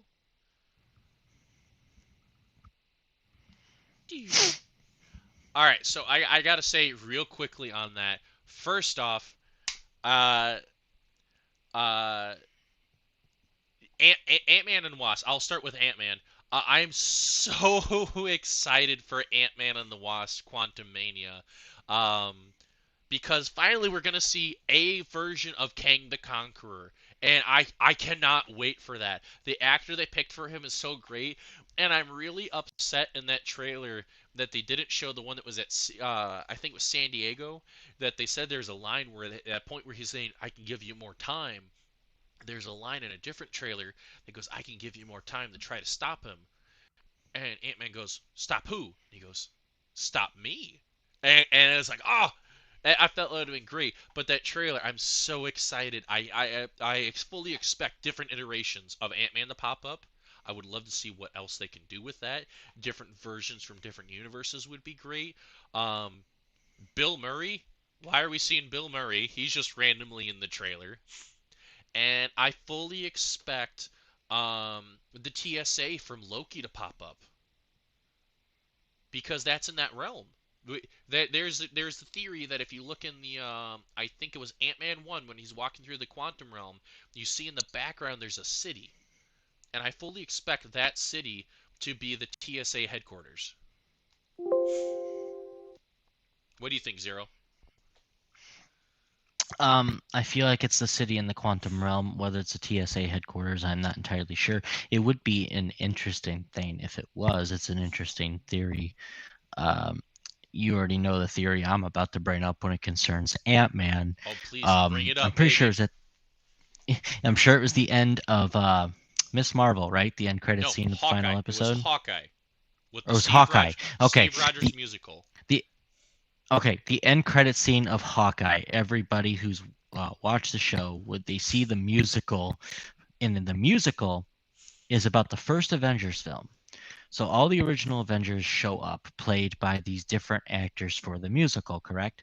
Well, it was brought up whether fun fact, they are actual Broadway actors from Hamilton, I believe. Okay. Oh, perfect. It was goofy, but I liked it. Yeah, whatever. But in the musical, you see it's about the first Avengers film. Anybody who's pays attention in a certain way like I do, looks at it and goes, why do they have a kid in the musical singing playing Ant-Man? Ant-Man was not in the first Avengers film. We all know this. We all know the quantum realm leads to time travel as per Endgame. So, I have a working theory, at least it's a theory, I'm not going to say it's true by any means, that Quantum Mania is going to involve him time traveling to the events of the first Avengers film again, and he's going to be noticed. People are going to see him, he's going to become part of the events, and that's why the musical has him in it as part of the Avengers team, because the timeline has changed. Whatever he does with Kang is going to have repercussions. Dude, fully 100%. And then I watched it too. When I re-watched, I looked up that musical scene. If you look actually in the very beginning, when they watched the original musical that they saw didn't show Ant-Man at all. It didn't show him. But when you watch the one at the end credit scene, suddenly Ant-Man's in there. And I overlooked that. My thought was, why is this musical an end credit scene? And then when Zero told me this theory, I was so excited. I was like, I gotta look into this. And when I watched that and dug through it, I'm like, holy crap, he might have a point here. So to see that, it was just like, oh my god, yes. It got me so excited when I thought about it. I just thought, okay, I noticed that. That's weird. And that was before we had any news of any Ant-Man trailer whatsoever. And I was thinking, holy shit, this is going to lead to something. I know better than this. I know how Marvel is. And my wife's sitting there going, I don't know about this. That's just weird. I go, I'm serious. Why would they do it? There's a reason. It's a subtle reason, but it's there. Yeah, and I want to see what that theory is. And I can't wait. I already got my free movie tickets ready to go, so I'm gonna buy it. And you know I'm going opening night. Damn work. Movie comes important. Well, my wife will get mad if I see it without her, so we're gonna have to see it the Saturday after. We'll just go as a double date. We'll be fine. Perfect. That's the best point about with my fellow host, that he lives an hour away from me. We can see each other on a daily basis. Now. Oh hell! I saw you today. Yeah, exactly. I got him as a Christmas present the headset he's wearing on his head. Now I want you. Why don't you tell me what you thought about that Christmas special trailer? Oh, okay, with Guardians. Yes. I think it's going to be more of a She-Hulk lightheartedness. I don't think it's going to be as crazy as She-Hulk was, but I think it's going to be a lightheartedness that's going to probably have some little tidbits here and there that's going to lead us into Guardians 3. I don't think it's going to have anything related with any other Marvel character besides just keeping it within the Guardians universe at the moment. I think it's going to just be like a goofy one-off, like special presentation like Werewolf by Night, where it's like an hour long at most, and they're gonna have fun with it, and they're probably gonna have an interesting story for that hour and call it good. I don't think it's gonna be anything too crazy. I think it's gonna be fun for the holidays, honestly. Uh, it is a special presentation. It showed it in the trailer. Um, and since it's the quote unquote start to phase 5, which I think that's kind of cool to show. Um, I think that's kind of cool to break, to finally to go with the She-Hulk thing of breaking the copy and paste. Let's start phase 5 with a Christmas special. Why the hell not? And the thing looks so adorable and hilarious, and I'm excited for that. And like Kaz just said, probably the closest we'll ever get to a Mantis Drax standalone.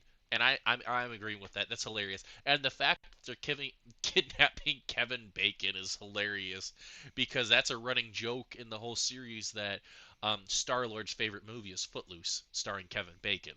So the fact that they're stealing him is so hilarious. And did you see on the internet what they're calling that version of Groot?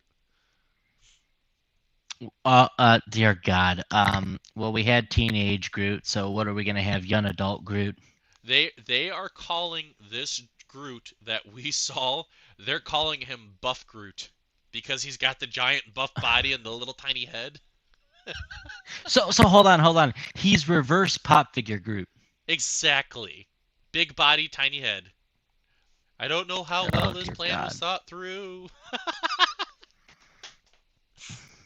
It was for fun and games, you know it. But with that was session 0. Oh, by the way, we are calling them sessions because it's a D&D reference.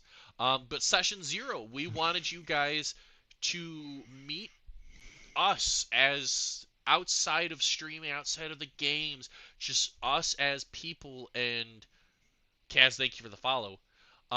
Yes, thank you. Did you notice anytime someone follows me, it's Ichigo Bankai?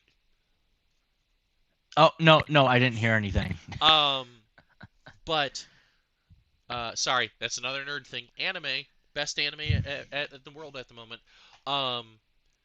We wanted you guys to see us as the nerds behind the streaming I I've said it before. I'm as real as it is behind what you hear me when I am talking, when I'm streaming my games. And Zero's going to be the exact same when he streams games and we play together. We are This is us. We are such big nerds, and we're passionate about this culture that we are so happy that a lot of you guys, King Kira, Dan Syndrome, Kaz, Evan J, Itch J, all of you guys have come. First off, thank you for the follows, and make sure you follow Zero too. His Twitch name is on the back of the poster. Um, but we appreciate you guys coming into this podcast and making it an enjoyable time, to take that time away from your guys' busy schedules and enjoy just taking this hour, or almost 2 hours. We hit 2 hours, by the way. 2 hours. Um, to enjoy. Congratulations to anybody who's watched this long. Yeah, if you guys stayed through the very beginning to the end, thank you. Shout out to Pixie and Danish, my amazing mods, for giving the shout outs. I appreciate you guys so much. Um, all of the followers, again, I'm going to say a thank you to Kingpin, KC. Thank you for the amazing intro. We love it so much. Um, we love Caps, if you're still lurking around here. Thank you so much for helping redo this artwork in the background. We love you guys so much with it. And as I was saying Oh, before, we really do. Thank you guys so much. and as we were saying before, we love you guys so much for making this first episode a hit. Um, we hit we hit so many of you guys came by. It was such a fantastic time talking with all of you guys as we're doing this, listening and joking with you guys, laughing, discussing this culture with us. And we have so much more of the multiverse to crack open.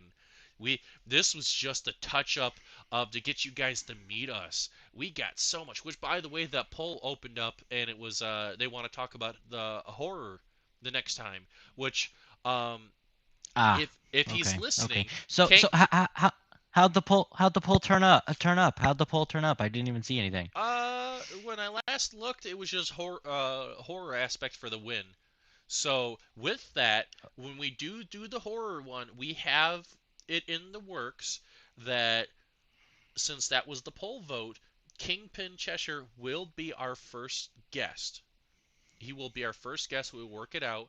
And what he wanted to do is we will have a debate for the psychological aspect of John Kramer, the Saw killer in the Saw series, and a morality aspect. Was he in the right? Yeah, that's it. There he is. I knew Yeah, he was. buddy. Yeah, there he is. Hey, Casey. We're gonna talk about the morality. Was he right? Was he wrong? Was the logic behind him proper? What all of that? We're gonna go deep into that psychological aspect, which is another part of the nerd culture, which balances into the real world of the psychological of the impact of society. So it's gonna be a different episode than what we'll be doing, but I think it's still gonna be fun, and we would love for you guys to come by for that. Don't worry, Casey. We have to You go got through more a time. You marathon. got more time for research. You have a lot of time for research. We'll contact you about when we're gonna do that session with you. As of right now, it's not gonna be probably within the next one or two, but we're definitely gonna contact you. Yes, We're definitely yes. gonna get done, buddy. We we both sat there and go, "Hey, it's been a while since we watched Saw. Should we?" And I told Zero, and he goes, "Oh, we should probably just watch the ones involving John." I'm like, "No, we need to watch all of them because John's legacy lives on and it impacts people. So we're gonna have a I whole mean, I Saw. like the series enough to let's do it. Yeah, we're gonna have a whole Saw binging marathon.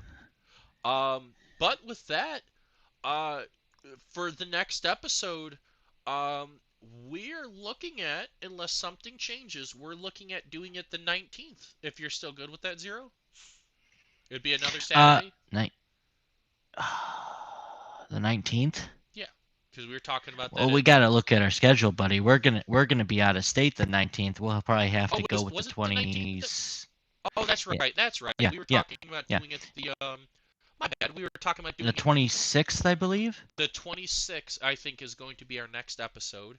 And we will be one of the big subjects we will be talking about is obviously reviewing Black Panther 2.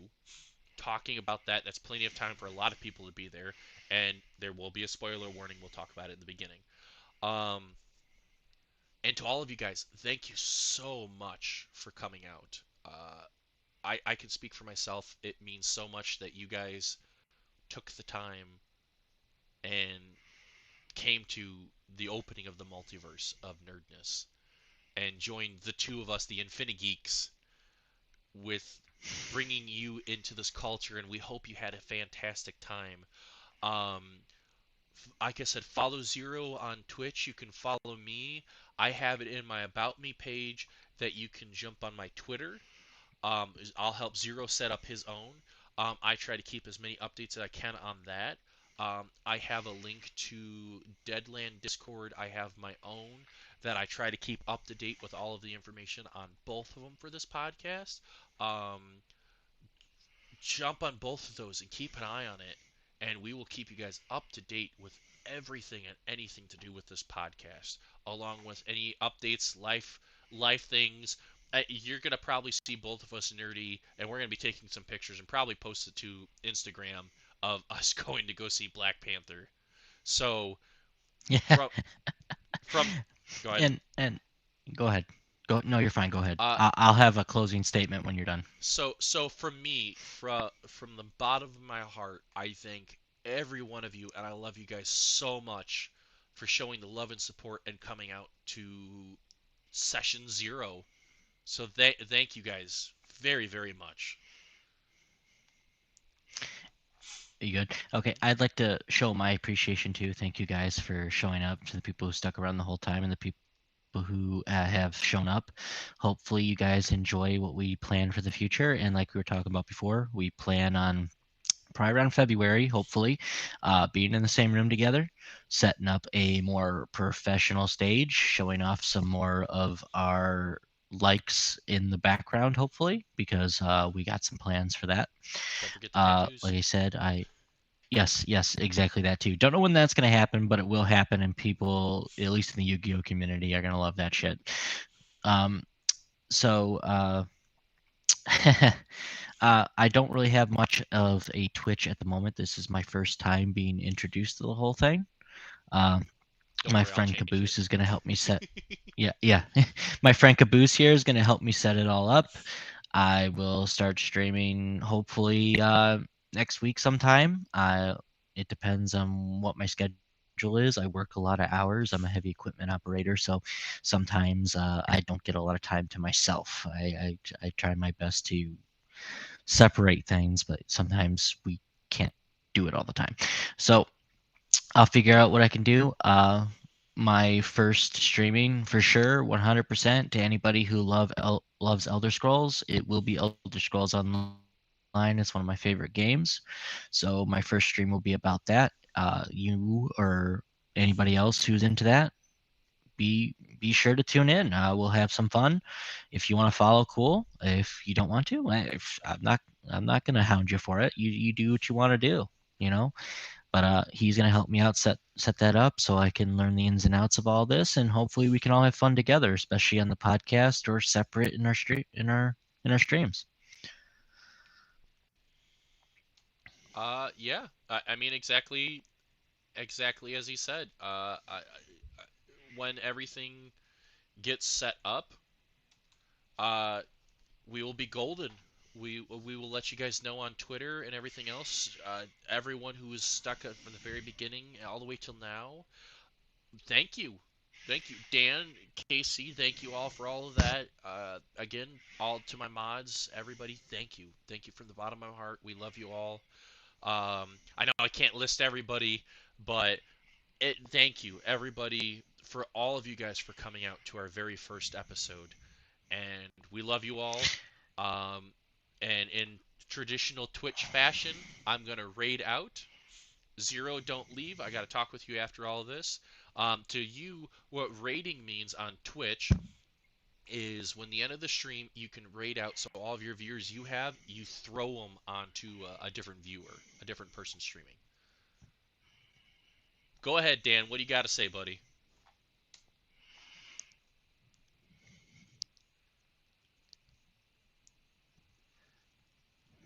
First time ever I sat through a stream from start to end. Dan, that means so much to Zero and I.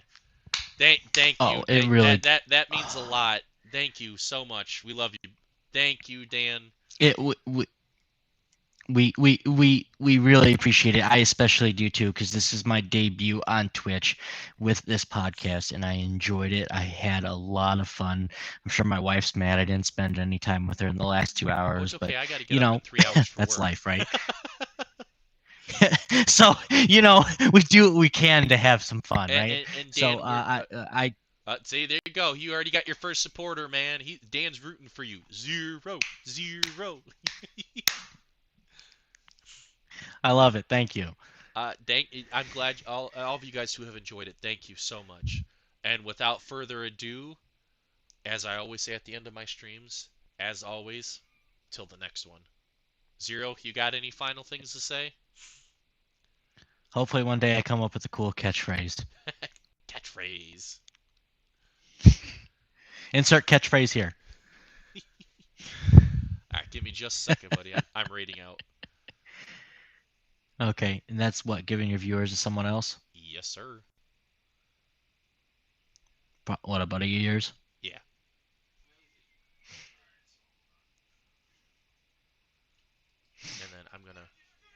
I'm gonna end my stream. Oh, he just got excited, didn't he? Yeah, he did.